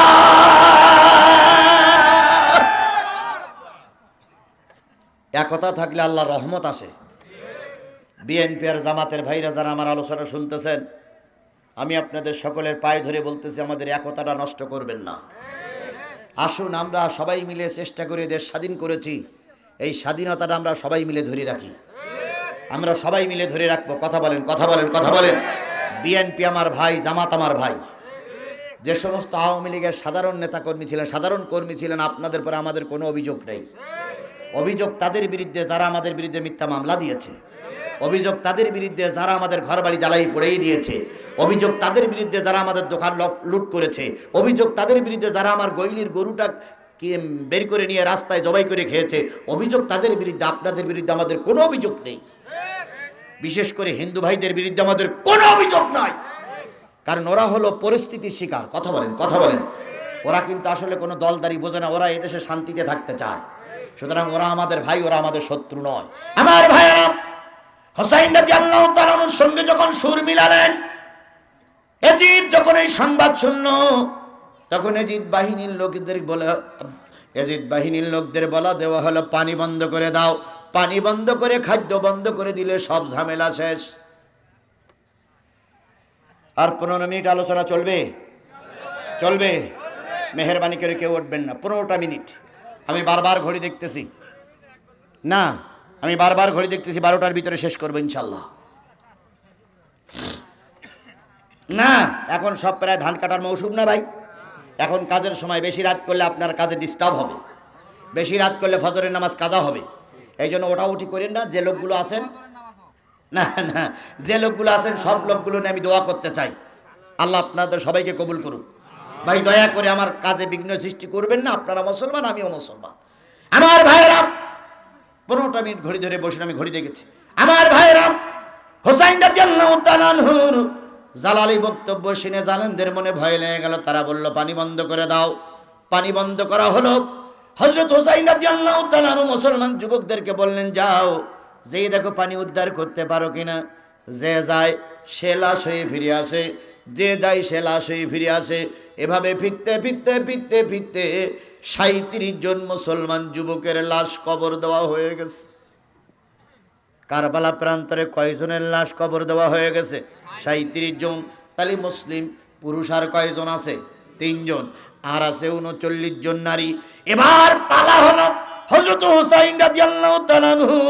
হোসাইন বললেন, আর 2 জন আছো ছোট ছোট, তোমাদের ময়দানে যাওয়া লাগবে না, আমি ময়দানে যাচ্ছি। কারণ তোমাদের ময়দানে পাঠিয়ে আমি একা চুপ করে বসে থাকতে পারি না। শুক্রবারের দিন 10ই মুহররমের সকালবেলা হযরত হোসাইন রাদিয়াল্লাহু তাআলা যুদ্ধের পোশাক পরলেন, মাথায় হেলমেট পরলেন, গায়ে নতুন যুদ্ধের কাপড় পরে মুসলিম নারীদের কাছ থেকে সালাম দিয়ে বিদায় হয়ে যখন ময়দানে যাচ্ছেন পানির জন্য, ইয়াজিদ বাহিনীর সঙ্গে যুদ্ধ করার জন্য। এখন কিছু কিছু মৌলভীরা ফতোয়া দেয়, মুসলমানের সঙ্গে কিসের যুদ্ধ? ফতোয়া দেয় না যে মুসলমানের সঙ্গে মারামারি কেন? ও হুজুর, তুমি ইসলামের ইতিহাস পড়িও, সেটা তোমার মনে নেই। সেদিন হোসাইনের সঙ্গে ইয়াজিদের যুদ্ধ হয়েছিল। ইয়াজিদ যদি মুসলমান হয়, হোসাইনও মুসলমান, তাহলে সেদিন ওরা যুদ্ধ করেছিল কেন? নিশ্চয়ই জালেমদের বিরুদ্ধে খাঁটিপন্থীরা যুদ্ধ করে। কথা বলেন, আজও যাদের বিরুদ্ধে যুদ্ধ হচ্ছে ওরা মুসলমান হতে পারে, কিন্তু ওরা জালেম মুসলমান। সেদিন আল্লামা সাঈদীর রায়ের পরে একদল টুপিওয়ালারা আনন্দ মিছিল করেছিল। কথা বলেন ঠিক না বেঠিক? ওই মুসলমানদেরকে আমরা কোন মুসলমান বলে ধরে নেব? একদল টুপিওয়ালারা আনন্দ মিছিল করিনি, একদল বক্তারা আনন্দ করিনি, একদল বক্তারা পর্যন্ত মঞ্চে বসে বসে আল্লামা সাঈদীর সমালোচনা করেছে। তাহলে ওই বক্তাদের আমরা কোন জাতে ধরে নেব? আপনি উপকার না করতে পারেন, চুপ করে থাকেন, কিন্তু আপনি ইসলামের বিরোধিতা করতে পারেন না, আপনি টুপিওয়ালা। সেদিন যদি আমাদের দেশের টুপিওয়ালারা সাঈদীর বিরোধিতা না করত, এত সহজে সাঈদীকে ওরা মেরে দিতে পারত না। আমাদের একদল টুপিওয়ালাদের উস্কানিতে ওরা এই কাজটা করতে সাহস পেয়েছিল। আজকে তাবলিগের 2 গ্রুপই মারামারি হচ্ছে না, জোবায়ের গ্রুপ আর সাদ গ্রুপ। আমরা কি এই মারামারির পক্ষে? না, আমি নিজেই বিবৃতি দিয়েছি, সাদ ভাইরা, জোবায়ের ভাইরা, আপনারা টুপিওয়ালা, যখনই আপনারা এদেশে মারামারি করবেন, ভারত বিশ্বকে দেখাবে, আমেরিকা বিশ্বকে দেখাবে, দেখো টুপিওয়ালারা মারামারি করতেছে। কিন্তু ওরা তো বুঝবে না যে কোনজনই মারামারিটা হচ্ছে। এই জন্য একজন টুপিওয়ালার ক্ষতি মানে গোটা বিশ্বের টুপিওয়ালাদের ক্ষতি। আপনি তাবলিগ জামাত আমার ভাই, আপনি চরমনাই আমার ভাই, আপনি হেফাজত আমার ভাই। নিজেদের ভিতরে ঝামেলা থাকলে নিজেরা বসে সমাধান করব, ময়দানে মারামারি করে বিশ্বকে দেখাবো না আমরা সন্ত্রাসী। কথা বুঝেছেন? আমার কথা বুঝেছেন? আমার কথা বুঝেছেন? সুতরাং তাবলিগের ভিতরে এই ব্যবধান আমরা চাইনি। আবার ভাইয়েরা, হুসাইন রাদিয়াল্লাহু তাআলা যুদ্ধের ময়দানে যাবে, নারীদের কাছ থেকে বিদায় নিলেন। 2টা ছোট বালককে ময়দানে রেখে বললেন, তোমাদের যদি আল্লাহ হেফাজত করে তোমরা দিনের পক্ষে থাকবে। হুসাইন যুদ্ধের পোশাক পরে যখন রাস্তায় নামলেন, শহর বানু ঘরের থেকে বেরিয়ে এসে বলল, স্বামী চোখে কেন পানি? হুসাইন বলতেছে, শহর বানুরে তাকাইয়া দেখ, 37টা মানুষকে নিজের হাতে কবর দিয়েছি। এর চাইতে বড় ব্যথা আর কি হতে পারে? যদি এই 37 জন লোককে ইহুদিরা মারত, মনে ব্যথা থাকতো না। 37 জন লোককে যদি খ্রিস্টানরা মারত, মনে ব্যথা থাকতো না। 37 জন মানুষকে যদি হিন্দুরা মারত, মনে ব্যথা থাকতো না। কিন্তু মুসলিম 37 জন যুবককে মেরেছে আর একজন মুসলমান। আল্লামা সাঈদীর যদি আমেরিকা মেরে দিত, আল্লামা সাঈদীর যদি ভারত মেরে দিত, ইসরায়েল মেরে দিত, আমরা গর্ব মনে করতাম, আমরা দুঃখ পেতাম না। কিন্তু আমরা কষ্ট পাই আল্লামা সাঈদীর যখন মুসলমানেরা মেরে দেয়, আর এক মুসলমানরা যখন আনন্দ করে, তখন দিলটা ভেঙে খানখান হয়ে যায়।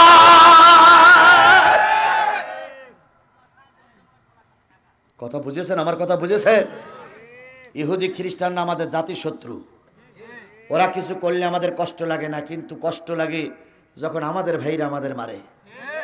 আমি এখন অস করতেছি, যদি জামাত ইসলামের লোকের সঙ্গে আমার মারামারি হয়, হেফাজতের লোকের সঙ্গে আমার মারামারি হয়, তাহলে যে ব্যথা কষ্ট লাগবে ভাই, এ কষ্ট দূর করার মতন জায়গা নাই। কিন্তু আগে আওয়ামী লীগের সঙ্গে মঞ্চে কিলাকিলি গুতুগুতি করেছি, একটুও কষ্ট লাগেনি। বরং গুতুগুতি করে বাইরে যেয়ে বলতাম একজন আওয়ামী লীগের বক্সিং দিয়ে আসছি। কিন্তু তখন ছিল ওরা আমাদের বিরুদ্ধে, ওদের পক্ষে, ওদের সঙ্গে আমাদের দ্বন্দ্ব হলে আনন্দ লাগতো। আর এখন আমরা নিজেরা যদি মারামারি করি, তাহলে কষ্ট আরো বেশি লাগবে। এই জন্য এখন অনেক সচেতন হওয়া লাগবে। আমার ভাইয়েরা, হুসাইন রাদিয়াল্লাহু তাআলার সামনে শহর বানু এসে বললেন, ও হুসাইন, যুদ্ধের ময়দানে যাচ্ছ, চোখে কেন পানি? হুসাইন বললেন, শহর বানু রে, ইহুদি খ্রিস্টানরা মারলে কষ্ট লাগছে না? কষ্ট লাগতেছে। ওই পাশে টুপিওয়ালা, এ পাশেও টুপিওয়ালা, এক টুপিওয়ালার আর এক টুপিওয়ালার মারতেছে। শহর বানু বললেন, স্বামী তুমি কি রসুলের হাদিস ভুলে গেছো? মুসলমানের সঙ্গে মুসলমানের মারামারি হবে, কথা তো রসুল ভবিষ্যৎবাণী করে গেছেন। করে গেলেও কষ্ট লাগে যখন মুসলমানের গলায় ছুরি দেয়। হুসাইন রাদিয়াল্লাহু তাআলা যুদ্ধের ময়দানে যাবে, শহর বানুর সামনে এসে বললেন, স্বামী দুই হাত একটু উঁচু করে আমার গালে একটা চুমা দাও। স্ত্রীর গালে একটা চুমো দিলেন। দুই হাত উঁচু করে যখন হোসাইন হাত উঁচু করলেন, হোসাইনের ধারণা ছিল হাতের ভিতরে কিছু খেজুর আর পানি হয়তো সংরক্ষণ করে রেখেছে। ওই খেজুর আর পানিটা হয়তো হোসাইনের যুদ্ধে যাওয়ার আগে দিয়ে দেবে। যখন এই হাত উঁচু করেছে, শহরবানু একটা কাপড়ের পোটলা হোসাইনের হাতের পরে তুলে দিলে। হোসাইন বললেন, এটা কি? কয়, এটা তোমার একটা নবজাতক সন্তান, 3 দিন আগে দুনিয়ার মুখ দেখেছে। শহরবানু সন্তান হযরত হোসাইন, শহরবানু হযরত হোসাইন সন্তানটার গালে চুমা দিয়ে বলল, আব্বু আমি তোর এমন অদম পিতা, 3 দিন দুনিয়ার মুখ দেখেছ, একটু পানিও তোর গালে দিতে পারলাম না। শহরবানুকে বললেন, এই 3 দিনের শিশু আমার হাতে তুলে দিলে কেন? ভালো করে শোনো শেরপুরের মুসলমান। শহরবানু বললেন, স্বামী, যাদের কাছ থেকে পানি আনার জন্য যাচ্ছ, যারা তোমার শত্রু, তারা তোমার কারণে, তাদের কারণে তোমাদের নিজেদের ভিতরে দ্বন্দ্ব। একজন কোরআনের রাজ কায়েমের পক্ষে আর একজন নিজের রাজ কায়েমের পক্ষে, দ্বন্দ্বটা এখানে। সুতরাং দ্বন্দ্ব তোমার আর আমার ভিতরে, তোমার আর ইয়াজিদ বাহিনীর ভিতরে। কিন্তু ছোট্ট শিশুটার সঙ্গে তো কারোর দ্বন্দ্ব নাই। ছোট্ট শিশুটারে ওই ফুরাতের কিনারায় উঁচু করে ধরো, আর ওপারের জাতিরে বলো যে তুমি আর আমি দ্বন্দ্বের ভিতরে জড়াই পড়েছি, কিন্তু আমার ছোট্ট শিশুটা তো দ্বন্দ্বের ভিতরে জড়াই পড়েনি। মাত্র 3 দিন দুনিয়ার মুখ দেখেছে, কানতে পারে না, শরীরে রস নাই, মায়ের স্তনে দুধ নাই, একটু পানি খেতে দাও ভাই আমার। তুমিও কালেমাওয়ালা, আমিও কালেমাওয়ালা, তোমারও মাথায় টুপি, আমারও মাথায় টুপি, তোমারও মুখে দাড়ি, আমারও মুখে দাড়ি, তুমিও শুক্রবারের নামাজ পড়ো, আমিও শুক্রবারের নামাজ পড়ি, তুমিও ঈদের নামাজ পড়ো, আমিও ঈদের নামাজ পড়ি, তুমিও কালেমা পড়ো, আমিও কালেমা পড়ি, তুমি কোরআনে সুমা দাও, আমিও কোরআনে সুমা দেই, তোমার সঙ্গে আমার সঙ্গে দ্বন্দ্ব। ছোট্ট শিশুটা তো কোনো অন্যায় কাজ করেনি, একটু পানি খেতে দাও, পানি খাওয়াই আমি ওর মায়ের কাছে দিয়ে চলে আসব।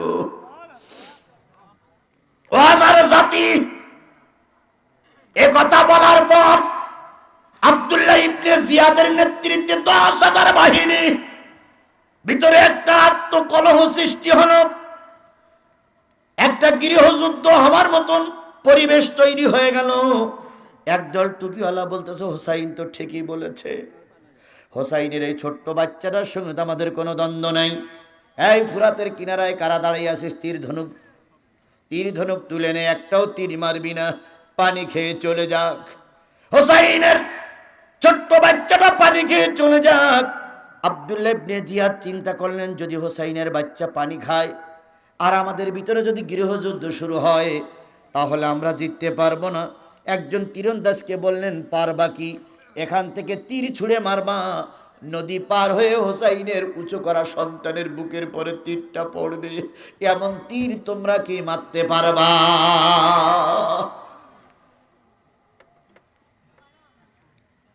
ছেলে,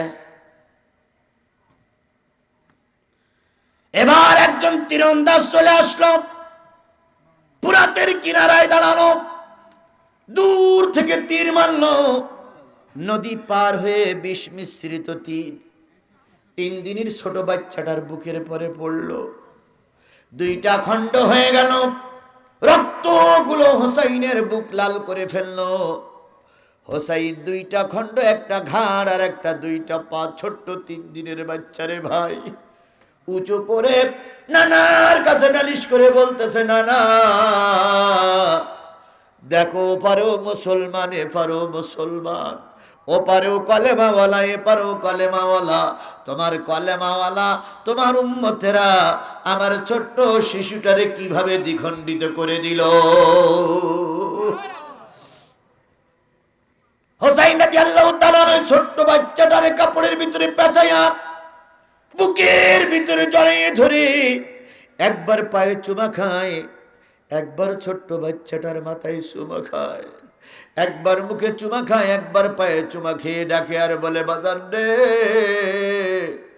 পৃথিবীতে আমার চাইতে হতভাগা বাবার কেউ হতে পারে না। আমি নিজের বাচ্চাটারে যাওয়ার সময় এক ফোঁটা পানিও দিতে পারলাম না। তুই আমারে ভুলে যাস, তুই আমারে মাফ করে দিস। আমি তোর বাবা হয়ে কোনো উপকার করতে পারি নাই। এরকম জালেম আমার দেশে আছে না নাই? আয়না ঘরে নিয়ে বন্দি করে রেখেছে, মুখ বাঁধা, হাত বাঁধা, পা বাঁধা, মাসের পরে মাস বেঁধে রেখেছে। এক সময় লোকটি কানতেও পারিনি, খাইতেও পারিনি, মারাই গেছে। মারা যাওয়ার পরে গোশত আর কঙ্কালগুলো সব আলাদা হয়ে গেছে। দেশ স্বাধীনের পরে হাজার হাজার কঙ্কাল পাওয়া গেল, তাদের আজও কোনো পরিচয় মিলেনি। মানুষ কত বড় নিষ্ঠুর হতে পারে! একটা মানুষকে তোমার ভালো লাগলো না, তুমি গুলি করে মারতে পারো। একটা মানুষকে ভালো লাগলো না, জবাই করে দিতে পারো। কিন্তু মুখ বেঁধে, হাত বেঁধে মাসের পরে মাস ওখানে রেখে দেওয়া। যখন 7 দিন 8 দিন পানি খাই নাই, খাওয়া পাই নাই, কানতেও পারি নাই, মারা গেছে, একবার হিসেব করে দেখুন তো কত কষ্ট হয়েছে। একবার একটু হিসেব করুন, অন্তরটা একটু কাজে লাগান। আপনারা যে বললেন, আপনারা যে বলতেছেন, ওদের বিরুদ্ধে কথা বলা যাবে না, কিন্তু ওরা কত বড় জালেম!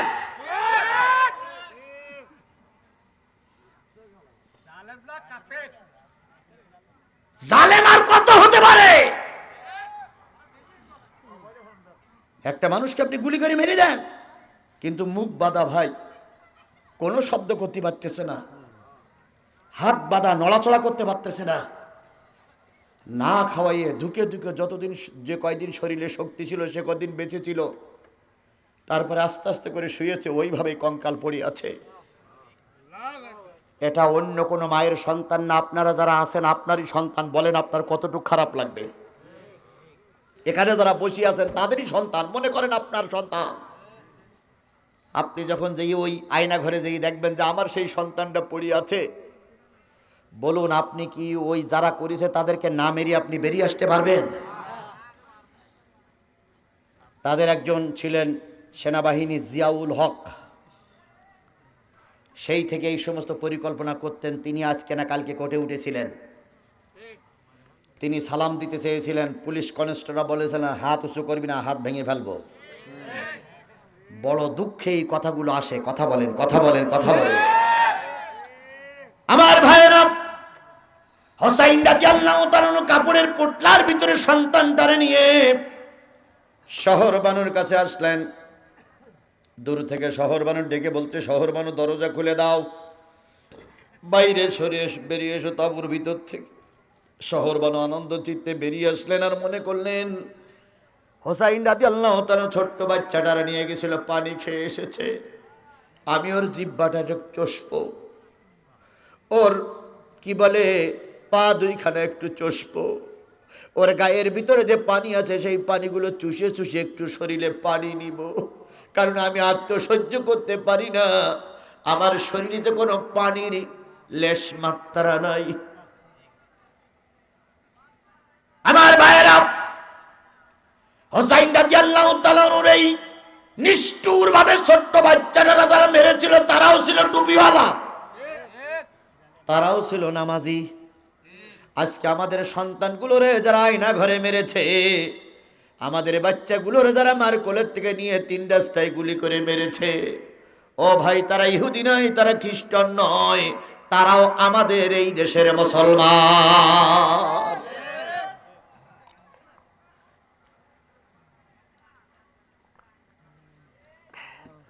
আমার সাথীরা, হোসাইন রাদিয়াল্লাহু তাআলাকে মেরে দিল, বাচ্চারা মেরে দিল। এবার হোসাইন একাই চলে গেলেন, ফোরাতের ভিতরে নামলেন, হাঁটু পর্যন্ত পানির ভিতরে নেমে 2 আসল ভরে পানি তুললেন।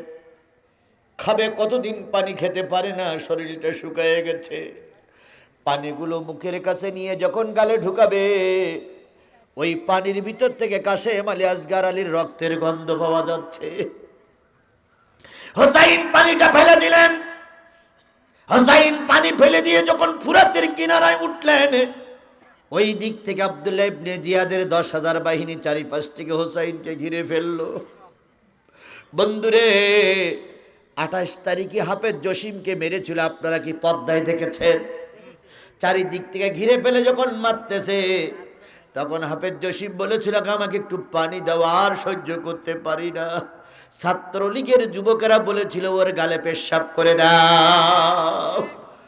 ও আমার জাতি, মানুষ আর কত নিচে হতে পারে? হোসাইনকে চারিপাশ থেকে ঘিরে ধরলো। হোসাইনের মাথায় হেলমেট পরা, গায়ে হলো যুদ্ধের পোশাক পরা, কেউ মারতে পারে না। এক পর্যায়ে চোখ একটু আলগা ছিল, হোসাইন গাছের গায়ে হেলান দিয়ে শুক্রবারের দিন শুয়ে একটু ঘুম পড়েছে। কতদিন পানি পাই না, আজকে পানি পেয়েছে, একটু ঘুম এসেছে। চোখের ভিতরে একটা তীর পড়েছে। হোসাইন লাফ মেরে ঘুম থেকে জেগে তীরটা ঝরে যখন টান দিয়েছে, তীরের সঙ্গে হোসাইনের চক্ষুটাও বাহির হয়ে এসেছে। হোসাইন রাদিয়াল্লাহু তাআলা তীরটা উঁচু করে বলতেছে, না না,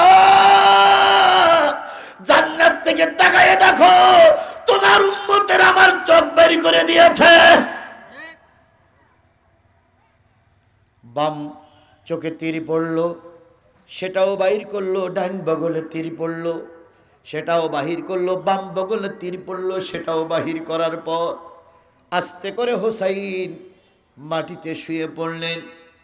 ইয়াজিদ বাহিনীর লোকজন নদী পার হয়ে এসে হোসাইনের কাল্লাটা কাটার জন্য চেষ্টা করতেছে। যখন বুকের পরে বসে বসে চেষ্টা করতেছে, হোসাইন বলতেছে, মুসলিম ভাই, আমি তো আর কষ্ট সহ্য করতে পারি না রে ভাই, তাড়াতাড়ি জবাই করো, হয়তো আমি নবীর কাছে চলে যাব। পাষাণ দিলে তোর, পাষাণ দিলে তোর একটু কি মায়া লাগে না? স্বজাতির হাহাকারে বাতাস কাঁদে, অন্তরে তবু কি ব্যথার পলে পড়ে না?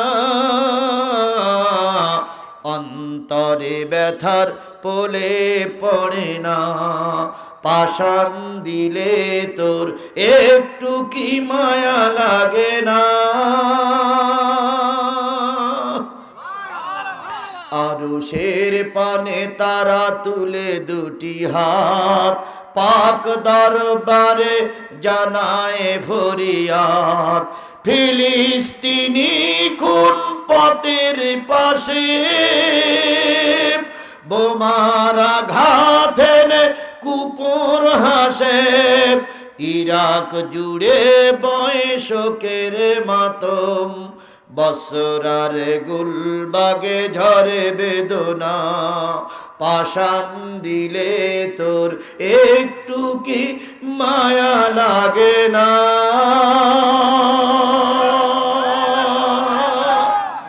সেদিন জালেম কথা বলেন, ঠিক নেবে ঠিক?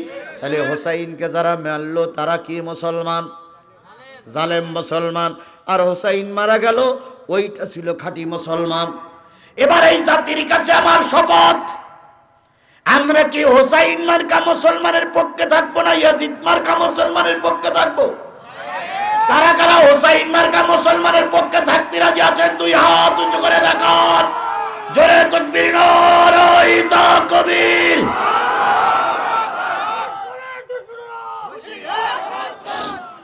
আল্লাহ আমাদের এই হাতগুলোরে কোরআনের জন্য কবুল করুক, সকলে বলুন আমিন। আরেকটু জোরে বলেন আমিন। এবার আসুন, এই যে হকপন্থী মুসলমান, এরা এই দুই গ্রুপের আগে জান্নাতে চলে যাবে। তাহলে একটা জালেম আমরা এখন চিনতে পারতেছি না ভাই, আর একটা হকপন্থী কারা, তাদেরকে তো আমরা চিনতে পারতেছি। এখানে আমার নাম ধরে বলে দেওয়া লাগবে? তাহলে জালেম কারা আর হকপন্থী কারা আমরা বুঝতে পেরেছি, রেখে পারিনি। আর এক দল আছে মাঝখানে, এরা দেখবেন দুই কুল বজায় রাখে। এখন বিএনপি জামাত একটু মাথা উঁচু করেছে, ওরা কয় হুজুর আমরা আপনাদের সাথে। আবার যদি আওয়ামী লীগ আগামীকালকে আসে, এরা জুতো ফেলাই দিয়ে ওদের দলে যোগ দেবে। এরা মুনাফিক, টাটকা মুনাফিক। এই মুনাফিকও আমাদের ভিতরে আছে না নাই? এর ভিতরেই আছে, এর ভিতরেই আছে, এর ভিতরেই আছে। তাহলে আমরা মুনাফিকের দলে থাকবো? জালেমের দলে থাকবো? তাহলে হোসাইনের দলে থাকবো ইনশাআল্লাহ। এখন হোসাইনের দলে থাকলে কি চোখের পানি ফেলাইলে থাকা যাবে? আমাদেরকে কোরআন হাদিস মেনে চলা লাগবে। আমাদেরকে 5 ওয়াক্ত নামাজ পড়া লাগবে, মসজিদ মাদ্রাসার পক্ষে থাকা লাগবে, দিন কায়েমের পক্ষে থাকা লাগবে। এখন আমরা যদি আজকে দোয়া করি আল্লাহ এবারে নির্বাচনে কোরআনপন্থীদের বিজয় দিও, তারা যেন সরকার গঠন করতে পারে, আর কালকেই তারা সরকার গঠন করবে না। আল্লাহ রসুল বলেছেন কামা তাকুনুনা কাযালিকা ইউআম্মারু আলাইকুম, তোমরা যেমনটি হবে তোমাদের নেতাগুলো তেমনটি হবে। তোমরা যদি ভালো হও নেতা কি হবে, আর তোমরা যদি চোর হও তাহলে ডাকাত নেতা হবে। তাহলে আমরা আগামীতে ভালো সুন্দর, আমি কিন্তু জামাত বিএনপির কথা বলছি না, আগামীতে ভালো সুন্দর দেশপ্রেমিক কোরআনওয়ালা ইসলামওয়ালা দিন কায়েমের পক্ষের লোককে আমরা ক্ষমতায় বসাবো। আল্লাহ আমাদের এর জন্য যত প্রকার কাজ করার দরকার সব প্রকার কাজ করার তৌফিক দান করুক। বিনিময়ে আমাদেরকে সবাইকে আজকের থেকে 5 ওয়াক্ত সালাত আদায় করতে হবে, সত্য কথা বলতে হবে, দিন কায়েমের পক্ষে আন্দোলনরত অবস্থায় থাকতে হবে। আল্লাহ আমাদের সবাইকে কবুল করুক। বেঁচে থাকলে আবারও কোনো দিন দেখা হবে, যদি বেঁচে না থাকে আজকের এই দেখাই শেষ। এখন মোনাজাত হবে, মোনাজাত না করে আমরা কেউ যাব না। আর কারোর কোনো কথা আছে? আল্লাহুম্মা আমিন। রব্বানা যালামনা আনফুসানা ওয়া ইল্লাম তাগফির লানা ওয়া তারহামনা লানাকুনান্না মিনাল খাসিরিন। রব্বানা ইন্নানা আমান্না ফাগফির লানা যুনুবানা ওয়া কিনা আযাবান নার। আল্লাহুম্মা রাব্বিরহামহুমা কামা রাব্বায়ানি সগীরা ওয়া কুর রাব্বিরহামহুমা কামা রাব্বায়ানি সগীরা। মহিয়ান গরিয়ান সর্বশক্তিমান আল্লাহ, তুমি তোমার কুদরতি নয়ন আমাদের দিকে তাকায় দেখো। শত শত মুসলমান দীর্ঘ সময় ধরে ধরে কোরআনের আলোচনা শুনেছি। 10টার পর পরই স্টেজে কথা বলতে শুরু করেছি সূরা ফাতিরের 3টা আয়াতের পরে তিরমিজি শরীফের একটা হাদিসকে সামনে রেখে 2 ঘন্টা কথা শেষ, কখন জানি 12টার কাঁটা পার হয়ে গেছে। তোমার কুদরতি দরবারে আলোচনা শেষ করে হাত তুলেছি আল্লাহ, এই আলোচনা আমাদের সবাইকে হেদায়েতের জরিয়া বানায়া দাও। এই মাহফিলের ইন্তজাম যারা করেছে, শোনার জন্য যারা আসলো, বলার জন্য আমরা যারা এসেছিলাম, আর এই কোরআনের মাহফিলকে টিকাই রাখার জন্য এর আগেও যারা চাঁদা দিয়েছে, পয়সা দিয়েছে, চাউল দিয়েছে, ডাউল দিয়েছে, মাহফিল শুনতে এসে 50 টাকা, 100 টাকা, 200 টাকা, 500 টাকা, 1000 টাকা, 2000 টাকা, 5000 টাকা, 25000 টাকা পর্যন্ত সর্বোচ্চ দান দিয়েছে। সকল দাতার দানগুলো আল্লাহ তুমি কবুল করে নাও। কর্তৃপক্ষ দীর্ঘদিন ধরে ধরে এরকম একটা মাহফিল বাস্তবায়ন করার জন্য চেষ্টা করেছে। আজকের মাহফিলটা বাস্তবায়ন হলো। মসজিদের যাবতীয় কাজ তুমি গায়েব থেকে সুসম্পন্ন করে দাও।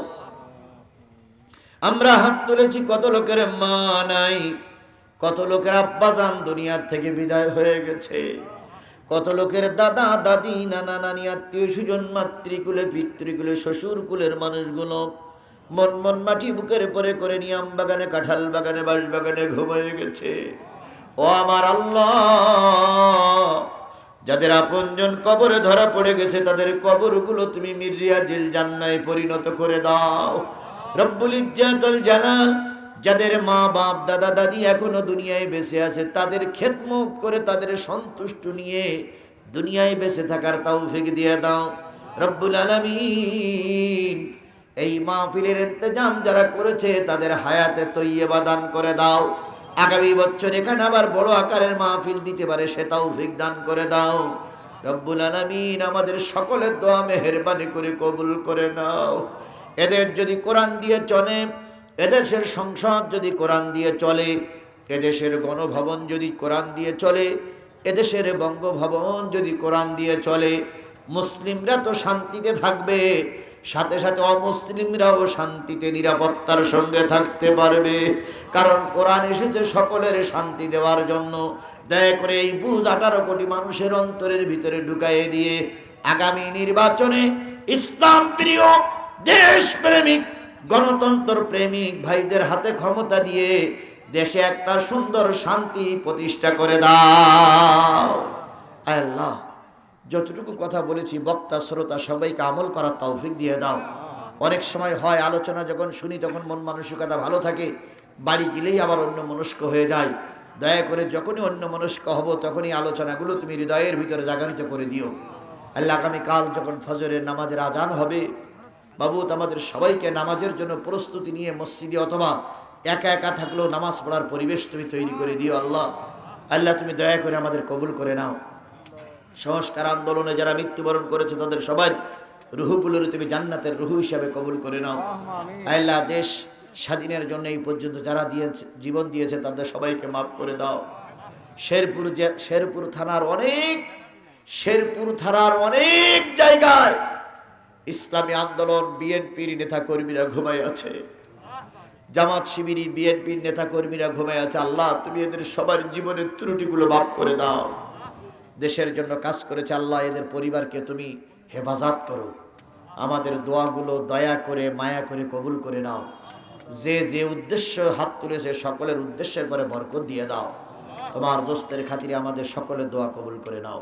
সুবহান রাব্বিকা রাব্বিল ইজ্জাতি আম্মা ইয়াসিফুন ওয়া সালামুন আলাল মুরসালিন। আল্লাহ তাআলা আলামিন তার পরিবারের জন্য দোয়া চায়। আল্লাহ তার পরিবারের পরে শান্তি দিয়ে দাও। ভাইজানের বাড়ি মনে হয় সম্ভবত খাচ্ছিলাম, ওনার পরে আল্লাহ তুমি খাস রহমত নাজিল করে দাও। ওনার পরিবারকে আল্লাহ তুমি হেফাজত করে নাও। আমাদের প্রধান অতিথি উকিল মানুষ, তার পরিবারে শান্তি দিয়ে দাও। আমার প্রিয় ভাই দইবুর রহমান ভাইয়ের ইজ্জত তুমি বাড়াইয়া দাও। একজন আলেম মানুষকে আল্লাহ ইজ্জতের সঙ্গে বসবাস করার তৌফিক দিয়ে দাও। ওয়াজআল আখিরা কালামিনা ইন্নাল মাউতি লা ইলাহা ইল্লাল্লাহু মুহাম্মাদুর রাসূলুল্লাহ।